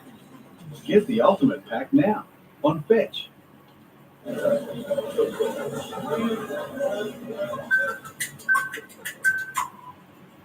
Octa secures AI, so you'll feel good turning it loose to do its job, knowing the right controls are in place. A new generation slingshot, carefully crafted by a Berlin arms factory, more accurate than a pistol and legally ownable without. You have here Ben Shapiro saying that our tariff policy hasn't he crashed and burned, Ben Shapiro? Is widely unpopular, which is not true. He was speaking in Pennsylvania, and he was again repeating this line: "You don't need $37 for your daughter." There are a lot of Americans who would like to buy toys for them. What are you talking about, Ben? I feel like this guy's a mouthpiece for something big corporate, something. You know what I mean? It's just kind of disgusting, actually. Every one of his takes of recent are just horrible. Ben Shapiro. I've seen a number of clips from him that are just terrible. "You should never retire" was one of his clips recently. Now, of course, he's saying here we should get rid of tariffs, but tariffs will actually potentially get rid of your taxes. You will have no taxes you have to pay anymore if this continues to go forward like it's been. It has been actually very successful. Then you got this here, Bolton indicted, apparently, John here, on 18 acts, felonies, from back in October. So he shared over 1,000 pages of, secret diary-like notes. This is what Bolton did, apparently, detailing our adversaries and other things. That's crazy. What the heck, man? So this guy looks like he may be put away for a long time. This is what I'm talking about. Many will fall in the fall. I'm really hoping that's what this is. Is this yet another one? We got several people being looked into. We just need to literally see them being put away. You know what I mean? Like, we got to wait a year for that? I mean, come on. This is getting ridiculous. Of course, also on top of that, this lady, the one that I was telling you that's basically destroying our president, the one that's leading our president astray, is now also spilling secrets on our president, talking trash about our VP. This lady is literally the reason why our president's been acting weird of recent, talking about corporate interests all the time, because she used to be a lobbyist for all these big mega corporations. She's now the chief of staff. Our president keeps saying she's doing a great job while she's spilling secrets, talking trash about our VP. I'm wondering if, I have a theory, okay? I think all this craziness started around May. I think it was the end of May. It's the end of May, beginning of June, somewhere in there, where our president showed very clearly he was not very happy with that guy in the Middle East that a lot of people are not fans of. I think you might know what I'm talking about. And all of a sudden, that guy came and visited the White House. And next thing you know, our president changed his tune immediately. It was around the time those files were supposed to come out, which are supposed to come out in 2 days. And all of a sudden, our president changed his tune immediately. I kind of feel like they had something on our president and are forcing him to do stuff that they want. And I think that Susan Wiles is part of it. That's why he keeps saying she's doing a great job while she's doing a horrible job, attacking people. How can you tell me that someone that's working for a president, supposedly, is doing a great job while attacking the VP and our president? Does that even make any sense? It sounds like he's been forced to put her there, and that's the reason why she's that way. Here's the clip of what I'm talking about. J.D. Vance fires back a reporter who asked him about Susie Wiles' alleged comment that he's a conspiracy theorist. Check this out. Let's play this. Jacob Bogage from the Washington Post. It's good to see you. Good to see you too. Merry Christmas. Thank you. Same to you. Unfortunately, I have to ask a bit of an off-topic question from affordability because news events do intervene, and that is the interviews that White House Chief of Staff Susan Wiles gave to Vanity Fair, in which she's quoted as referring to you as, excuse me, and again, not my words, sir, but a conspiracy theorist of a decade, and described your transformation from someone who once opposed. This is supposed to be the lady that's hired and doing a great job by our president. I'm not sure, Shawnee. He does a lot of Trump stuff. I haven't really seen him bag Trump, but he doesn't go out of his way to push him either. So I'm not sure. I know he likes Trump, but I don't know if he votes for him or anything. He's talking trash about a president and the VP. I think he's been forced to fire her. I think he's been forced to leave her there because of something. I think I know what it is, too. And I think it has something to do with those files, honestly. And I don't think it's because our president's in it, but I think some of his friends or family or people he knows, whatever, are in it. Because there's so many people in it. This is my guess. And maybe they're going to try to, frame our president or something with it if he doesn't go along with the program. Interestingly, also, Bongino is quitting, and we all know a lot of people call this. This one's interesting. Why is Bongino retiring? Someone was calling this that he was going to quit. And he quit. Our president confirms Dan Bongino's quitting. And it had to do with, he said it had to do with marriage strain as a result of this job. He's going to go back to his show. Change will occur in coming weeks, according to media reports. And so that's basically what's going on with that whole thing. Which, of course, it's been a train wreck for both Cash and him up till now. Probably a good idea for him to quit. Honestly, you got to get someone in that actually will be able to do something. I don't know what the hell's going on there. It clearly is some weird cluster, what, going on there. So then you got this interesting clip here of an elderly lady working at Target wearing a Charlie Kirk shirt being confronted by a Karen. Let's check this out. They let you wear that shirt? Yes. Well, Shawnee, he was in charge of the FBI. Is it something to do with Trump in the list? Is that why? Why did he take? I don't think Trump was involved in the Epstein stuff, but let's say if he were, Bongino wouldn't be happy he'd block that getting out because Trump had asked him to.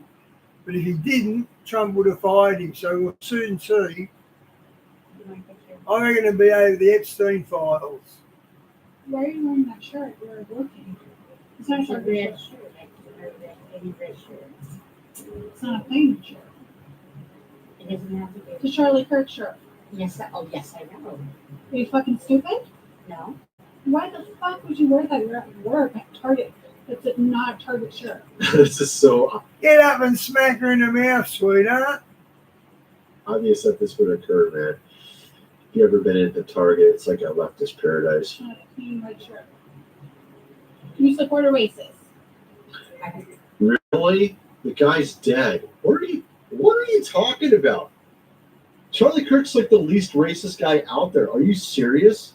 This lady's just drinking the Kool-Aid. Totally drinking the Kool-Aid. I go into Target for a couple things I have to buy because I can't get them anywhere else. It's just ironic, of course.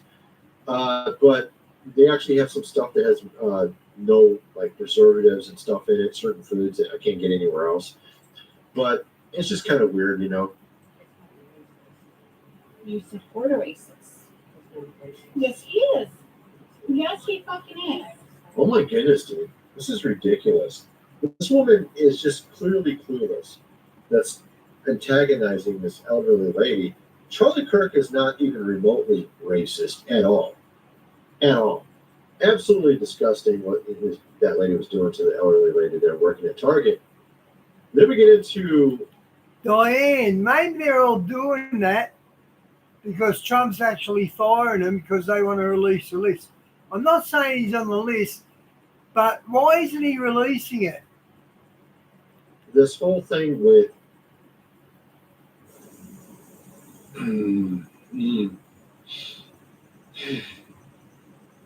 Why stop at breakfast in bed? Triple smoke boneless ham is just $13.99 per kilo. Go on, it's Christmas. Aldi, good different. Men, women, entire families. Oh, Lord, Dad, it's so good to see you. At Hammond Care, we've been caring for people for more than 90 years. Erica Kirk and Candace Owens, apparently they had a meeting. Some people that are followers of Candace are now saying that she got the call, whatever the hell that's supposed to mean. Supposedly everyone's being paid off and called up. Oh no, look, they got it. And there you go, Diane, we were right. It's over the list. It's the only thing that could split them up like that. Oh, shut up, dude. Like, I don't even follow Candace. But I know, from what I understand, a lot of her crowd, it's just kind of funny, actually. A lot of her crowd, so you got Nick, mostly men follow him, like 90%. Candace, mostly women follow her, believe it or not. It kind of makes sense if you think about it. So with the Candace followers, some of them are saying that she's turned. She's no longer legitimate. She's one of them now. I don't think that's what's going on here. Again, I'm not a fan of Candace Owens either. She has some good stuff to say here and there. I do agree with her that someone needs to investigate this, what happened to Charlie Kirk. And that was basically what came out in this clip here on Piers Morgan. Okay, Piers. This is what Piers said. It may be the person in the media spewing bullshit to the public is you. This is what he says to Candace. Candace says back to him, the difference between me and you is I have the courage to take risks and ask questions. You wait until it becomes popular. Then, if Trump said the list doesn't exist, he's definitely on it. You change your mind. Well, technically, yeah. Piers does go for whatever's popular, whatever that might be. All right, let's just see what they have to say here. Why? What is your theory? I don't know. I don't know. Well, what's your theory? There must be. You must have an My idea. theory is that we should investigate. I actually like Piers Morgan. everything strange that happened on that day so we can figure out what happened. But are you It's a suggesting really strong that? Are you investigation. suggesting Why is everybody Egypt? so? Why are we pretending that we don't know why we ask questions? Like why? Like if you're a journalist, You you have know a what this theory. is. You're like, what's going on? What's What's going your on? Why do we theory? want to know why these planes were tracking Charlie? Well, my theory is that we are being sold absolute Fed slop. The media is doing their Operation Mockingbird Part 2 scenario by telling us, well, unless you absolutely have a conclusion, you can't even ask the question. Yes, we very well But it damn may can. be, Candace. Keep asking consistent questions until we get. So this is interesting because like she had this meeting with Erica Kirk, and apparently Erica's lawyer was there, and apparently, according to Candace, they had no more information than we had. So it's not like they're going to have like all these revelations at trial either, from what she was saying. A clarified explanation for what happened on that day. And right now, we have nothing, okay? And that is the reason why people are watching my show, because I'm the only one not treating them like they're absolute idiots who don't have two eyes, who believe in magic bullet theory, and who understands that Egyptian planes should not have been tracking Charlie even 3 times This is funny, man. Pierce can't even get in a word. this year. Would be an anomaly, okay? They've been tracking him. We don't know where it's going to end, so we are going to keep asking questions until we get clear answers. Candace, it may be that the person in the media spewing bullshit to the public is my you. goodness. So, okay, she's asking questions. She's not saying she has all the answers. Okay, that's fair. I mean, I agree with that. I mean, I was asking questions about it as well. I'm not saying I have all the answers because we don't have enough information to actually really make a sense. Diane, our Prime Minister, it's been 6 days since the Bondi massacre, and our Prime Minister hasn't shown his face anywhere at all. He's just gone underground because he's to blame for it, and hopefully this is enough to get him overthrown. Because he's doing the same things you were just saying. So a conclusion of what really occurred here. But it's kind of obvious that the common story, the narrative that was told to us, is not true. It is not true. And we covered, there was a clip of this Tyler in court laughing, looking happy. The dude looked happier than a normal Joe on the street while he's in court for murder. Why is he so happy-go-lucky, like no care in the world? That don't look right. I showed the clip on my channel. It's really ridiculous how he was looking in court. That's weird. Of course, obviously, the way that the bullet came in or out or whatever, I mean, they say there's only one hole. That don't make any sense. The whole thing makes no sense. I feel like there was still a guy to the right that did it. I stopped looking into this because there wasn't enough information. She continued to look into it, but she still hasn't figured it out. I feel like it's a little strange, but that's basically what's going on here with it so far. We have here another clip. Let's play this clip here. Check this out. Why would he say Right, that? so I Why wanna- was he I so know, involved but as somebody who's Candace, fighting I in wanna get- 97,000 front war? Candace, I want to get to the reality of what you're actually saying. So when you say that somebody at Turning Point USA, Charlie's company, was complicit in his murder, who? Who was? I believe the round. Those a member of the 9 of the Round Table. There's a cult mob called the Knights of the Round Table, or something like that. J.D. Vance was funded by one of them. Trump's one of them. So that there were multiple people. So I wouldn't be surprised if Kirk was a false flag. I wouldn't be surprised at all. And there is a bit of ammo out there for it. There's a few receipts on it. At Turning Point, who are, as I have said many times, my exact words are, they are engaged in a cover-up of what happened to Charlie that day. No, but who was involved in his murder? I didn't say they murdered Charlie. You said that people at Turning Point were complicit in his murder. No, my exact sentence that I said was that there were people at Turning Point who are engaged in a cover-up. No, you didn't. Sorry, you didn't. Thoroughly. Candice, you didn't say that. You said literally. I did say that on my entire You said show. there were people at Turning Point complicit in his murder. Okay. That's what you said. When you and I were discussing, that's why I said, let's go back. Okay, so this is confusing. I mean, look, she said some stuff that was pretty much right on the line of sounding like you could take it either way. You could take it either way. That's the entire point. You could take it either way. You could take it as her saying that there's people that knew something was going on, or they're not telling us the entire story, or you could take it as like literally she's saying they were involved. And that's part of the problem is she was using very vague language when she said these things, and that's why people are calling her out for it. So there is an issue with her using some vague language. There is an issue with her a little bit. She's been looking into these things, but it's kind of like she hasn't fully solved it, obviously, and she's looking into these different angles and avenues, but it's like you have to be careful with how you word things. I think is mainly what I'm trying to get at. You have to be very careful with how you word things, and that's part of the issue, right? It's like right here, she said, yeah, this is what she said. This is actually what she just said.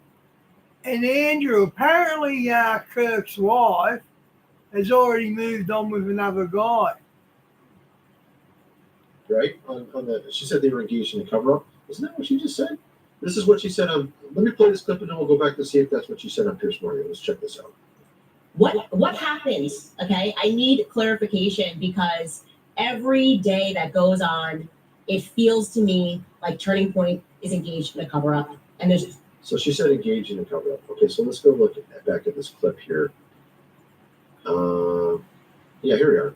Okay, let's just pull this back and see if that's what she said here. 1 second, I gotta get to the right place.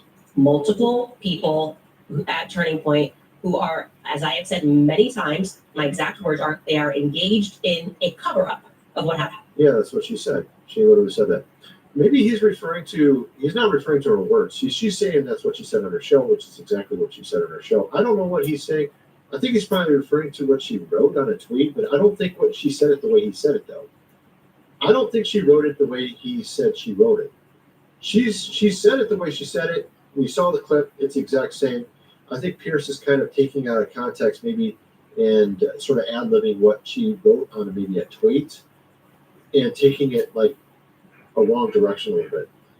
So I don't think she ever accused him directly of doing something, but you could kind of get this impression that's what she was trying to say, but it's like your own mind doing it. It's not what she actually said, if you know what I mean. So then you got that. Let's check out this clip here as well. If you were looking at it in totality, what was the tone of the conversation? What do you think you both got out of it? Well, for me, answers to the questions of trying to understand why there were so many Turning Point lies and why instead of people acknowledging that these are lies, I felt that there was this billion-dollar psychological operation to convince people that Candace is just crazy. These aren't lies. These are made up. And so I was very refreshed that they owned up to the lies. That was a great first step. And I think the reason why it happened, though, so like think about Erica Kirk. This is what people don't understand. So Candace Owens has obviously been in the spotlight forever. She's been doing her podcast for a long, long time. She's very well acquainted with the camera, what people think, et cetera, et cetera. Erica Kirk, she's the wife of a person who did that. Charlie Kirk used to do that, not her. So she's very unfamiliar with the camera, how to deal with these situations. She's put in charge of an organization. She doesn't know what she's doing, per se, because she's a wife. She's not necessarily the husband that was running it before. You have lawyers coming up to her. She's got her own lawyer saying, hey, look, don't do this, don't do that, don't do this. And then the lawyer probably overemphasized this and made her basically be quiet too long. And then it made him look bad. So I think it comes back to her simply not knowing how to run an organization. Erica Kirk, not familiar with the camera, doesn't know how to run an organization. And this is what we're really seeing here. It's not because I feel like that's probably what it really was. And that's why Candace came back with sort of a good news from the meeting, is because she realized, okay, maybe Erica Kirk just doesn't know what the hell she's doing. She's not good on the camera. She don't know what she's doing. They're now finally realizing they're screwed up. And I feel like Candace also went too far. She was using too vague a wordage, kind of saying too much. And people were inferring from it things that maybe she wasn't saying, but they were thinking she was saying. And this is what caused this whole trouble. So this is like one's going the wrong way too much, one's going the wrong way too much. Then they come together and they realize, oh, okay, we're both kind of off track a little bit. Let's get back on the. So they're a little bit more aligned. They're not aligned, but they're a little more so, less unaligned. Less unaligned is that a good way to put it? Before they're like way over here, now they're more like this. They're not in agreement. Now the people that are Candace followers are like freaking out. Oh look, she got the coal, whatever. That's because they noticed that she moved in and they're more in agreement like this, but they're not in agreement. They're like still not in agreement, but they're not back here anymore. They're like more like this. Like here's Candace, here's Erica. They used to be over here, way apart. Now they're more like this. And then these followers of Candace are like, oh, you're getting the call, or you're getting paid, you're getting checks, and whatever stupid shit you're saying. So you see what I'm getting at? This is kind of what I'm thinking is going on here. Christmas is just around the corner, and Woolworths has all your favorite treats for gifting and entertaining. Like Cadbury Favourites 470 grams, they're just $11 each, save $13. That's better than half price. Shop in-store or online now at Woolworths, the fresh food people. When my dad died, I was left to practically nothing. I was so hurt and confused, so I spoke to Barboshev. They've seen it all before.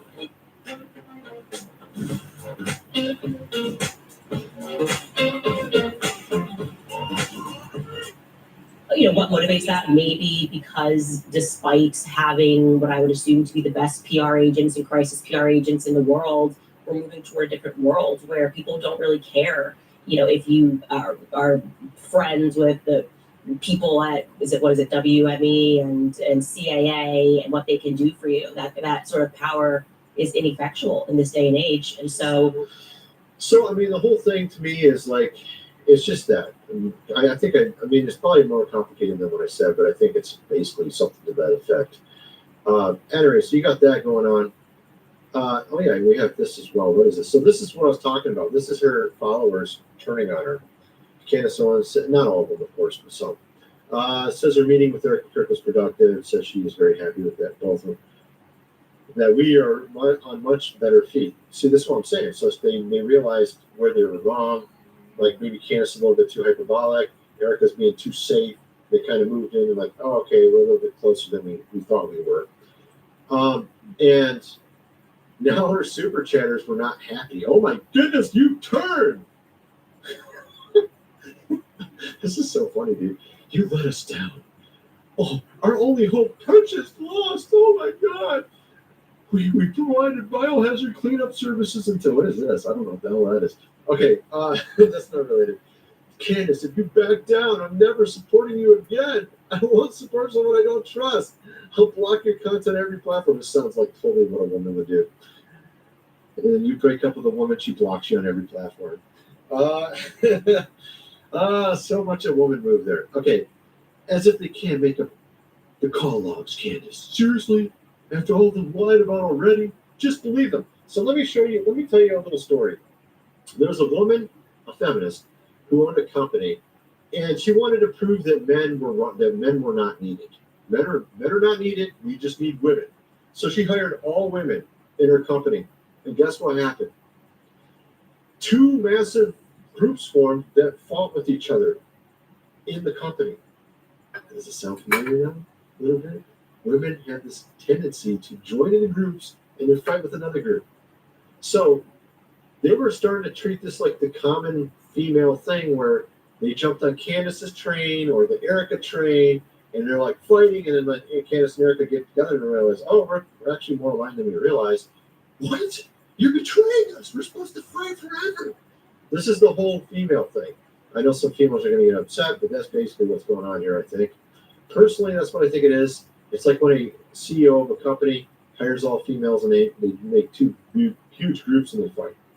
That's basically what it is. Anyway, so of course, then we got this here. Nala Ray says she could have never married someone who knew about her past content.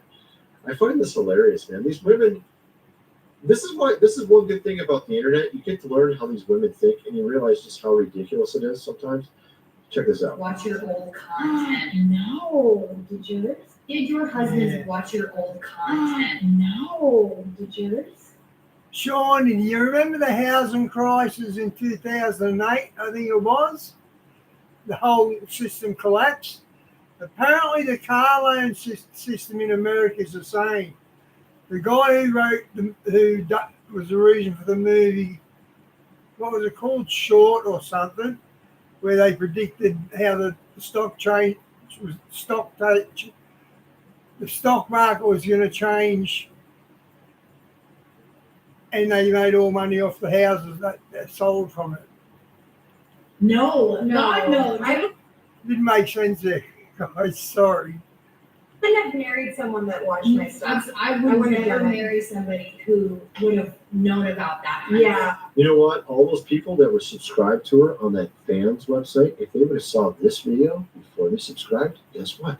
They probably wouldn't have subscribed.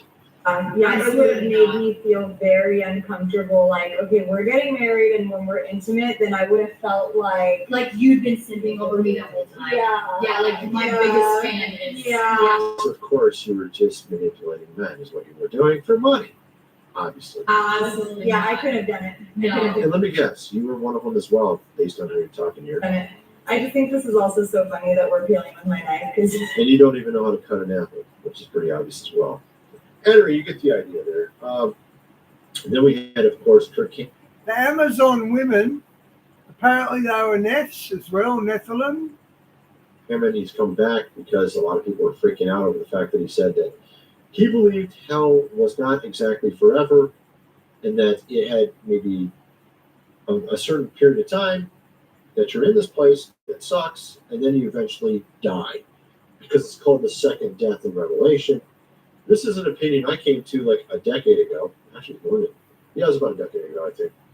And so he came out with this opinion, and a lot of people are freaking out, particularly those who haven't studied the topic at all. They're like, oh my God, he's a heretic now. And so, of course, then Wes Huck comes out and goes, I watched that. He didn't say anything blasphemous. He just gave his opinion on hell. So that whinging about that, they haven't got the right to. Calm down. And I tell you what, he did make a couple of good points. I'm sticking with what the Bible says, but he did make some good points. But he's not a heretic. This is actually okay to question this. This is not part of the Nicene Creed. It's actually okay to think this way. Believe it or not, it's not. And of course, everybody's like, oh, really? Even pastors following Wes Huff, they don't even know this.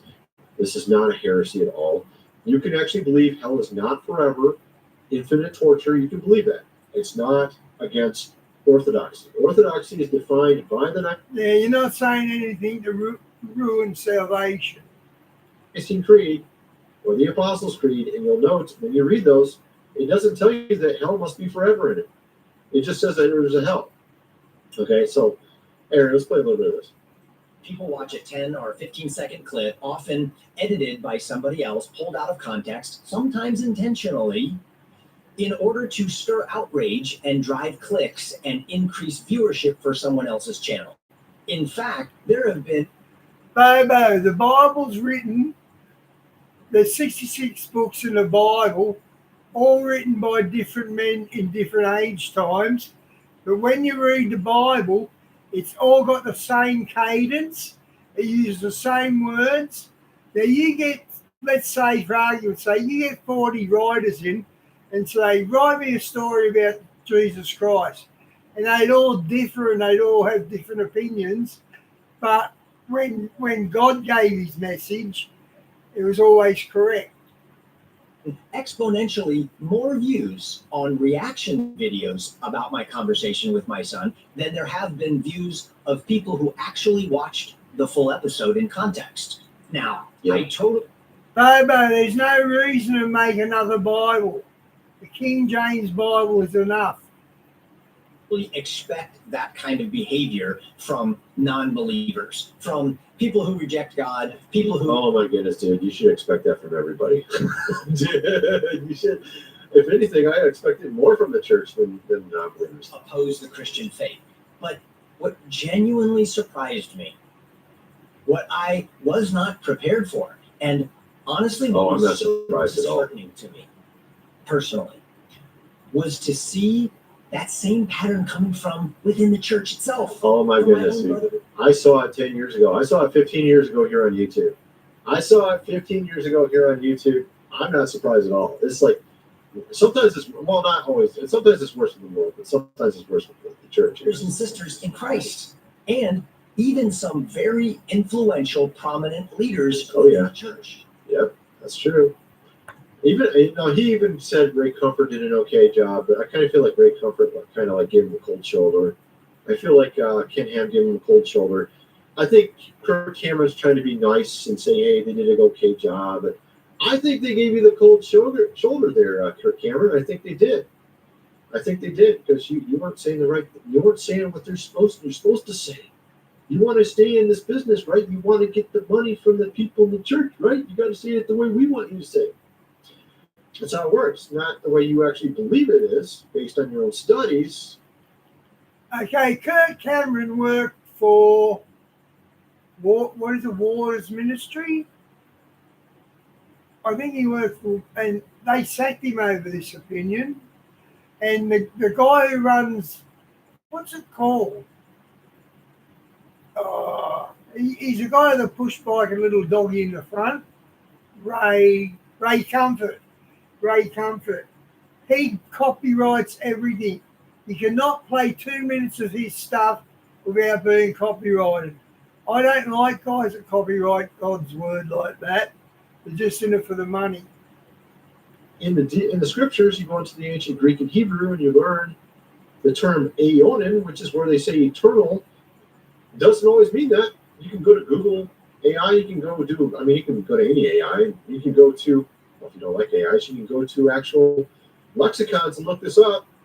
Aeonin does not mean eternal in all cases.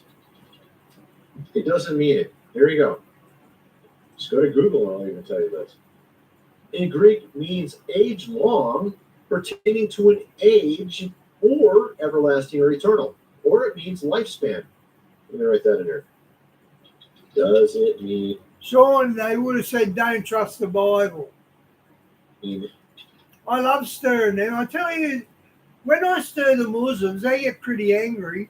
But the worst ones that get the worst anger is the Catholics. I love trolling them. I hit them with the truth. And they did say, oh, they write these big long studies here, read this. And I'm not reading their propaganda. But yeah, Catholics are much worse than Muslims when you're debating them. Lifespan.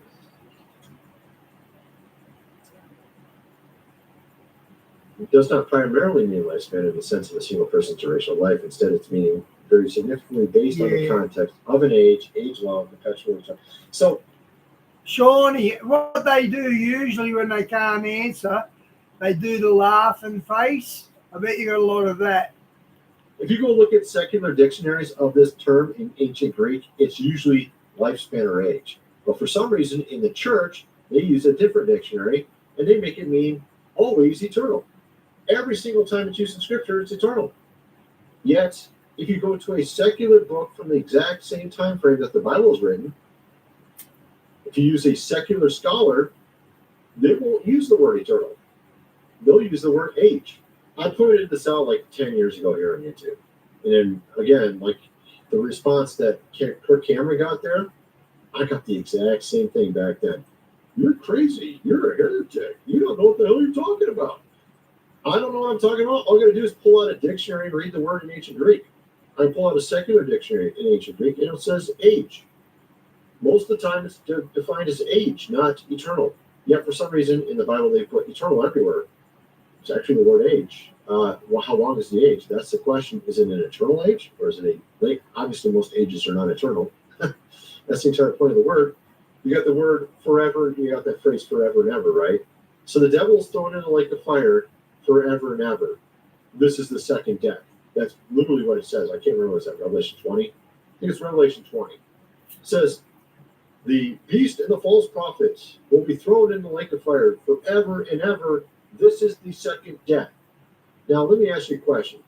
If you're there forever and ever and you never die, is that the second death? Not really, because you're still alive. That wouldn't be dead. Second death. So the word forever and ever is actually the same exact term in Greek, which means an age.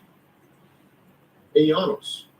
This word is used twice in that passage, and I've shown it on a previous video. I don't want to pull it all up right now, but it's literally every time you see the word eternal or everlasting, it's this word here. Every time. Guess what? There's 5, I know, is it 4 or 5? There's like 4 or 5 different words for eternal in ancient Greek, This one is the least likely to be eternal out of all four. You got Eidos, that literally means eternal. There's like a couple others. I don't even remember them all. But Eidos was what the Pharisees used in Jesus' time to refer to eternal, like literally forever, not like, a long period of time. So when it says forever and ever, it's actually saying an age and another age. Obviously, two forevers in a row is impossible. You can't have a forever and then another forever. You can have an age and another age, and then you can have a death. So you have the devil's in the bottom of the lake of fire for an age, another age, and then second death. So it's saying two long periods and dead. That's what it's literally saying. If you look at it from a secular standpoint in ancient Greek, but if you look at it from this theological slanted standpoint, they're going to say forever and ever, and he never dies. That's what they're going to do. So they're putting their theology in the scriptures. If you actually look at the ancient Greek, it doesn't say what they're saying. This is my point. Also, Jonah was in the belly of the whale forever. The exact same word, Ianos, which was 3 days. So the exact same word was used to describe Jonah in the belly of the whale. I think it's Jonah 2:6 in the Greek Septuagint. It says the exact same word. And it means 3 days in his case. But it felt like forever. So in other words, this word, if you wanted to compare it to modern day English, think of the word forever. I've been standing in line forever. Have you been literally standing there for 5 million years? No, I've been standing there for 30 minutes and I'm sick of it. I've been here forever. So when you say the word forever in English, you don't literally mean forever. You say, I've been standing in line forever. I've been in this whale forever. I've been in it for 3 days. It's not a whale anyways, by the way. It's a cetus. If you actually look at the ancient Greek, he was not in a whale. He was in a cetus. A cetus is considered a mythological creature, according to modern scholars. In reality, a cetus was something described in historical books, but they don't want to believe that it existed because it's not fitting in line with evolution. Because that would mean that Wow. I never knew that. That the whale was some sort of other fish. were dinosaurs during the time of Jonah, which of course you can't believe in because that's not true because the scientists told us that they were millions of years ago. See what I mean? So they actually twist and change the text of scripture. Jonah was in the belly of the whale forever, 3 days, and it wasn't a whale, it was a cetus. And you can go look up what a cetus is. But anyway, that's what I kind of want to some of you guys think. Let me know in the comments as well. It takes one.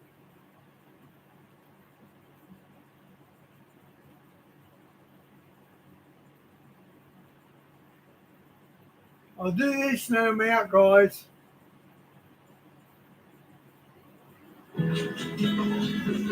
Wouldn't it be nice?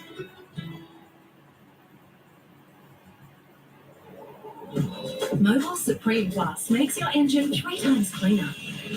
So you can keep going and going and going. Go further with our best fuel ever. That proves without any shadow of a doubt that we are not alone. Would that frighten you? I hope not. But that's the question that Steven Spielberg, he wants you asking. But I think there's something else that we should be asking. There's something that we should be asking instead. And that question is this. Why is the most connected filmmaker in Hollywood, in the entire world, making this movie at this exact moment in time? And furthermore, why do the very same people who are behind this whole push for UFO disclosure have direct lines to this man, the man telling this story? Steven Spielberg himself, because Steven Spielberg doesn't operate in a bubble. By all accounts, the man is connected, he knows stuff, he's in the know. Maybe you haven't seen it, but recently, Steven Spielberg just announced his new movie, Disclosure Day. And this teaser has hit the internet, right? I don't think it's an official trailer, I think it's a teaser. And we're going to break it down, and we're going to go over it, and we're going to connect some dots between Steven Spielberg, Disclosure Movement, and this movie that I think are hidden to most of the public, okay? Most people don't realize that Steven Spielberg is connected to this whole thing. He is in the know. And the reason why he's making this movie, let's just say it's a lot darker, and it's a lot more nefarious than just any random movie at a random time. The logline for this movie is, I think it goes like, this summer, the truth belongs to 7 billion people.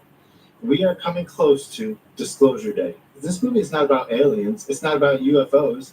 It's about disclosure. The whole subject itself. And that word choice, it matters. It matters more than a lot of people realize. Make no mistake about it. So let's talk about this trailer real quick. So in this trailer, the actress Emily Blunt is playing a Kansas City weather person who becomes possessed on air.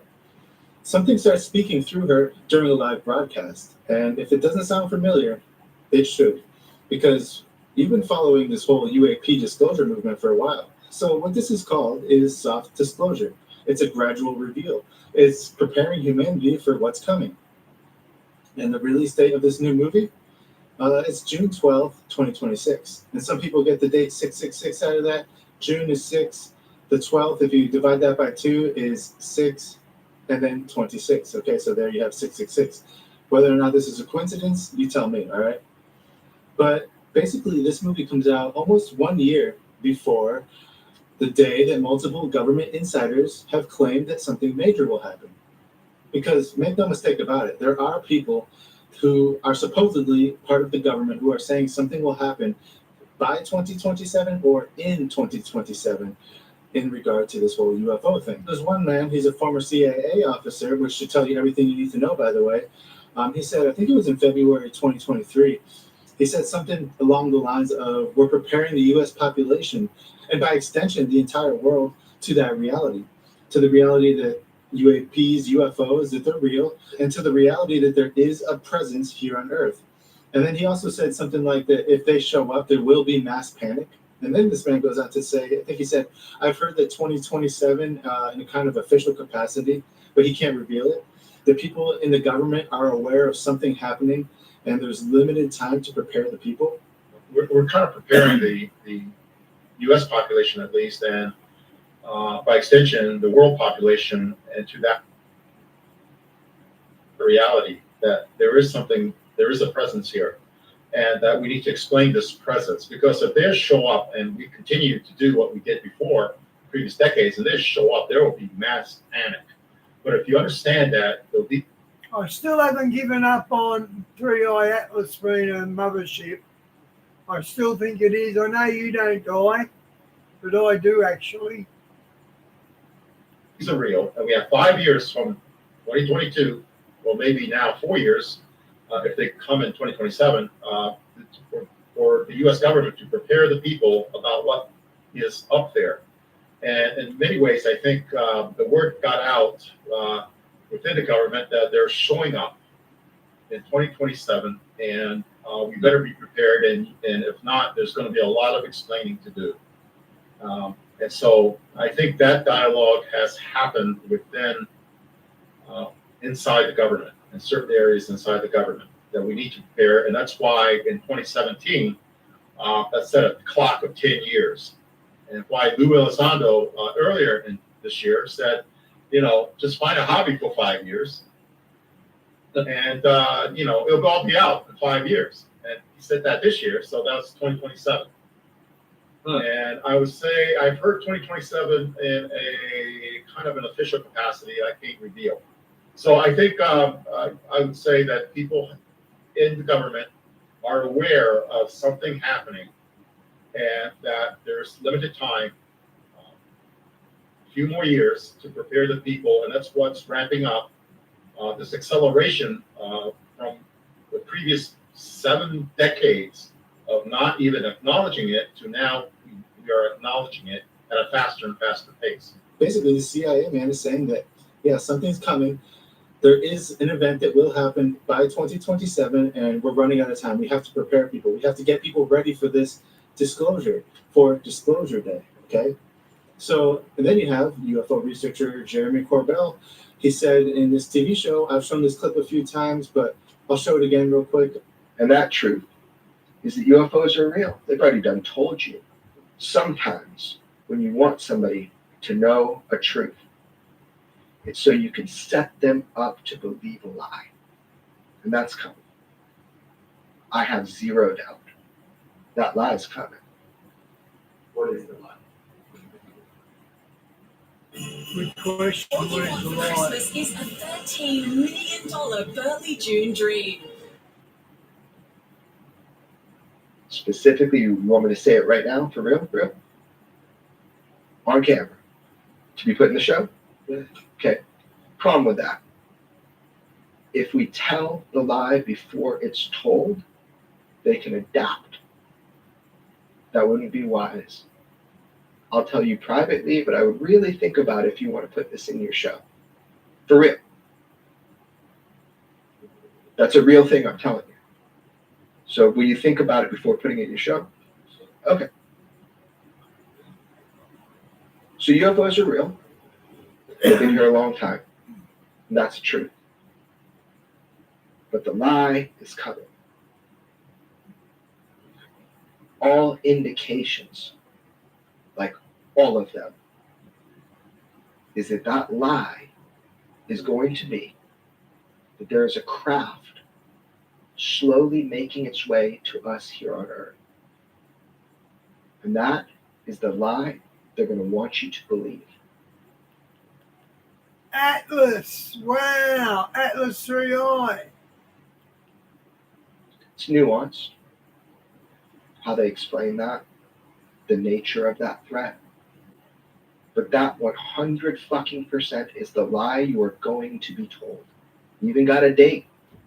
People have been whispering a date for a long time now. Don't you dare say 19th of December, because that's when they expect Atlas to be the closest to Earth. No, where that lie comes from.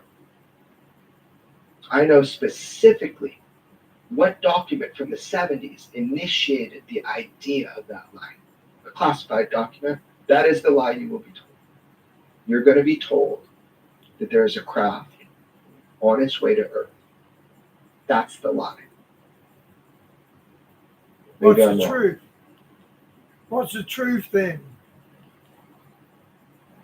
Hope I'm wrong. I sent you 2 texts today with a year. Not from me. Nope. I'm not going to propagate that lie. Not going to be part of it. I'm not going to say it to the camera. Everybody knows. Just start paying attention. And they'll change the date, especially if they see this. Things will change. Because maybe I'm trustworthy. Maybe I'm worthy of your trust. Maybe I've told you the truth the whole way through it. Now you can verify it. So there you have 2 people. And now the third one is Ross Coulthard. You know him, the Australian guy. He claims that government insiders told him that the entire world should know about the extraterrestrial presence within 12 to 18 months. And I believe that was the end of 2024. So here we are right now at the 12-month mark. And if you add 6 months to that, what does that bring us to? Well, almost the exact same time where this new Steven Spielberg movie is coming out, Disclosure Day. Coincidence? I think not. I think this movie will be used in a way that will help people deal with some new information, okay? So I think it coincides. All these things are happening at the same exact time on purpose. It's all been pre-planned, and they've been working on this for a long time, okay? Even Luis Elizondo, who we've covered before a million times, he's hinted at similar timelines without committing to specific dates. He talks about in his book, Imminent, basically that this whole disclosure thing is imminent, and we need to get out ahead of it so people aren't freaked out when it happens. And of course, if you follow this channel, you know that this whole thing isn't what they're claiming it to be. It's a lot darker, it's a lot more biblical, and we shouldn't be scared at all, because in reality, these things are scared of us, all right? We hold the power, not them. But let's back up a little bit, because now people are pushing this whole 2027 date.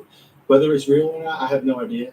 I honestly don't believe that it is real. What I think is going to happen is some sort of psyop. Whether they're going to push this false alien narrative on us, whether there is some sort of announcement where these things are coming to Earth, whatever it is, I believe it's going to be false, and maybe I'm wrong. Who knows? That's just how I believe. I don't believe anything that these people say. I believe that they're all trying to basically conduct a psychological operation on us and get us to be swayed in a certain. Bloody hell.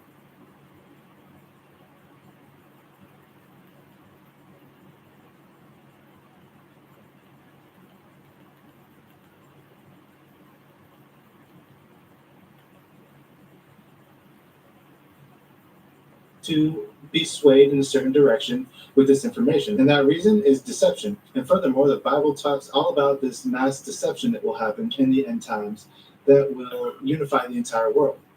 So whether this is disclosure or not, Well, that remains to be seen. So before I get sidetracked here, what this video is about, really, it's not about 2027. It's not about what they're claiming is coming to Earth. It's not about disclosure. It's not about any of that. It's about that the people, the very same people, mind you, that are pushing this whole 2027 narrative are, by all accounts, the same people who are connected to Steven Spielberg. Because Steven Spielberg and these disclosure people, they're far more intertwined than Hollywood or mainstream wants you to know. Steven Spielberg's not just some random director. He knows a lot of stuff. And here's where things get interesting, all right? So you know who Dan Farah is? Probably not. He is the producer of Steven Spielberg's film Ready Player One. Great movie, right? This movie, I think it premiered in South by Southwest in 2018. So Dan Farah, who produced the movie Ready Player One for Steven Spielberg, is the very same Dan Farah who produced the movie, wait for it, The Age of Disclosure. That's right, this new UFO documentary that broke Amazon Prime's record for the highest grossing documentary ever, and just last month. And this film is going viral right now. This is the man who is pushing the official disclosure narrative. He's a collaborator with Spielberg. This man is collaborating with Steven Spielberg, has collaborated with him, and he's making the most mainstream disclosure documentary ever produced. He's featuring like 34 government testimonies from officials, including Marco Rubio, former Director of National Intelligence James Clapper, also testimony from former Acting Secretary of Defense Christopher Miller, Luis Elizondo, of course, David Grush, Jay Stratton, all the names, all the former Pentagon UAP guys, that whole task force, all these people, the people who are in this film, all right? These are the people that are pushing the disclosure movement. And one of these very same officials that I just mentioned, I forgot exactly which one, but he went on camera saying that he has seen with his own eyes non-human crafts, non-human beings, okay?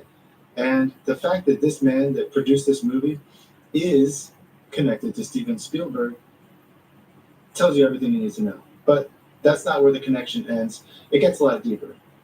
So this producer of the documentary, Age of Disclosure, he has a documented working relationship with the director of Disclosure Day. So think about that. Do you think there's a coincidence there?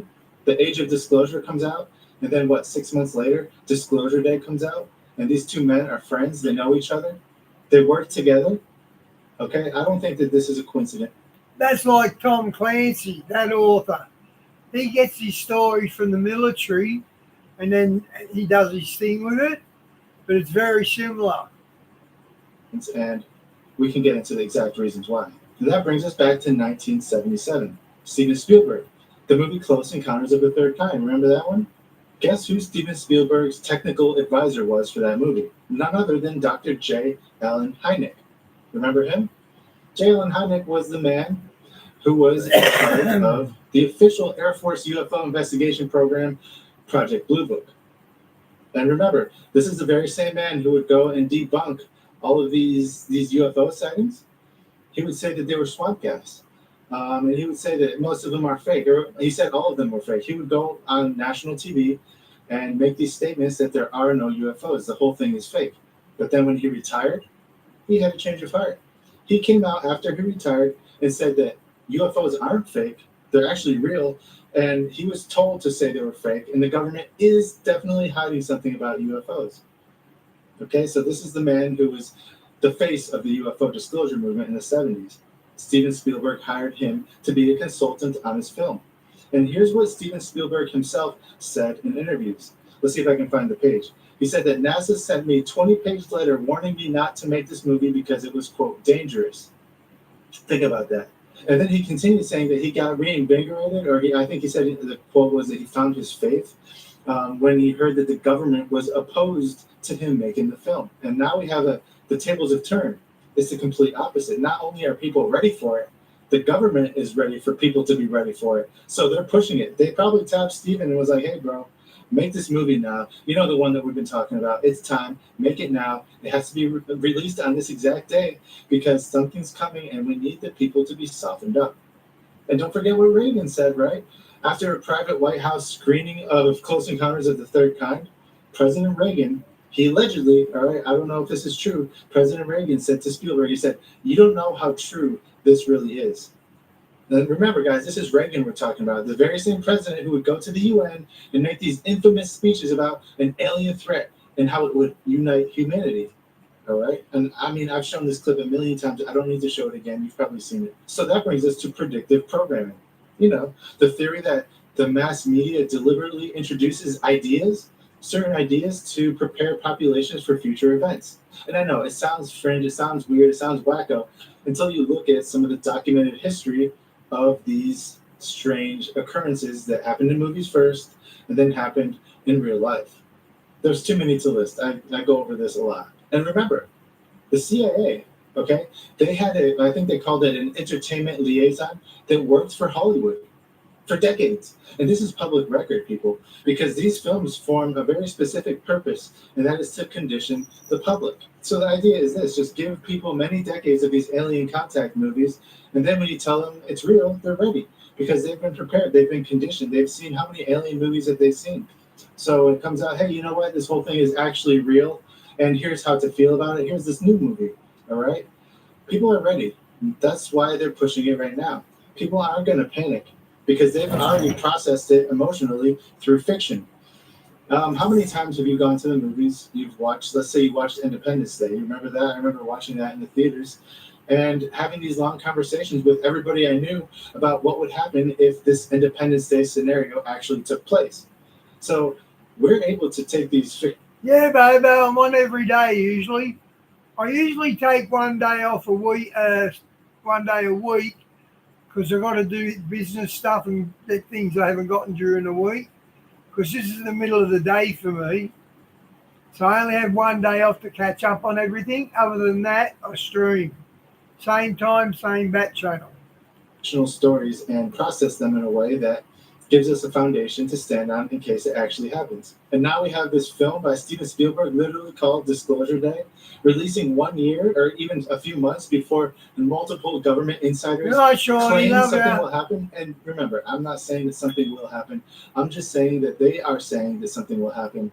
I don't think it will happen. I think it's a psyop. If it does happen, well, we will be ready for it, and we're not going to be caught off guard, okay? So it's better to prepare for something that doesn't happen than when something does happen, or if something does happen, you're not prepared for it and you don't know how to react. So it's clear that this movie, Disclosure Day, isn't an accident. They're putting it out on what some people say 666 on purpose because it shows that these aliens are 666. They're the devil, they're Satan themselves, they're demonic, they're fallen angels, they're all of these things. They're manifesting in a way that is gonna bring in this beast system, this antichrist system, the final system of man that the Bible talks about. But I don't want to get ahead of myself. Let's break down what Steven Spielberg is showing us in this new trailer. So we talked about this just a little bit, but let's go a little bit deeper. So in this trailer, in the movie, Emily Blunt's character is a weather woman. She is supposed to be the ordinary person, the one of us, somebody that the audience can identify with. She becomes a vessel, randomly, live on air, and something starts speaking through her. Okay? And real quick, who does that sound like? Well, I think it sounds like Jacob Barber. Jacob Barber was he's one of these people who had this experience. He was working for the military. He was working in one of these top secret UAP programs collecting crashed UFOs. And he said that he got possessed by something, by a being. When they got to a certain distance from the UFO that they were going to pick up, something possessed him. Something entered him. Something started putting thoughts in his head. He said he felt pure love and started crying, whatever it was. So here we have a connection to a real-life UFO whistleblower, Jacob Barber, being possessed, and Emily Blunt's character, who's possessed, live on TV. Now, we don't know, since it's a trailer, it's a teaser, we haven't seen the movie yet, we don't know how in-depth this whole thing goes. We can only take what they're giving us and use it and try and piece together some puzzle pieces, right? So then you have the Josh O'Connor's character who declares that people have the right to know the truth because it belongs to 7 billion people. People have a right to know the truth.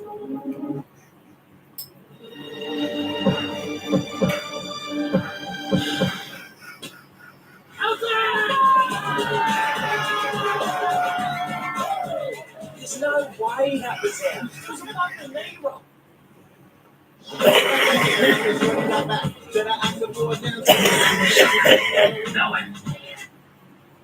It belongs to 7 billion people. And then, of course, you have animals sensing something. You have the religious figures reacting to it. You have all the nuns. And the nuns are saying that, oh, like this is what the Catholic Church is actually saying in real life too.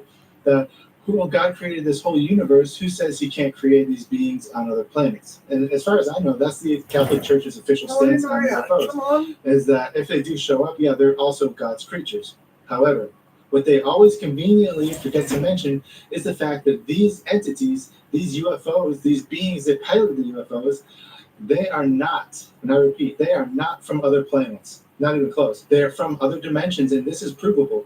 Anybody who studies ufology comes to the same conclusion. The fact that these beings, these entities, they fall under the authority of Jesus Christ tells you everything you need to know. They're scared of him. They cower when they hear his name, just the same way the demons do. And this is documented. There's hundreds and hundreds of people's testimonies that document these entities being scared of Christ. So if they come from other planets, like the Catholic Church wants you to believe, they come from other planets, they're all God's children, why would they be frightened of Christ? Doesn't make sense. And by all accounts, they are frightened by Christ. We can go down these rabbit holes all day, but what I want to do is get back to this film so we can kind of put this whole thing together and make the point that Steven Spielberg is releasing this movie at a specific time for a specific reason, and that specific reason is a psyop. It's a government psychological operation to get the masses of people in the world to go along with this narrative that they're going to be pushing, all right? So the reality of the whole disclosure thing is it's bigger than government. It's bigger than, all these programs, these UFO programs. It's much bigger because it's cosmic, it's spiritual, and it's evil at its core. Because when this whole thing happens, make no mistake about it, there will be two sides. Everything will split. You'll have the Okay, guys, I'm out. See you tomorrow. Bible believers, and I'm not talking about the mainstream Bible believers, because you better believe the Catholic Church, you better believe all of the mega churches, they're going to jump on board this alien train and accept them as some sort of savior. But us, the remnant, the people who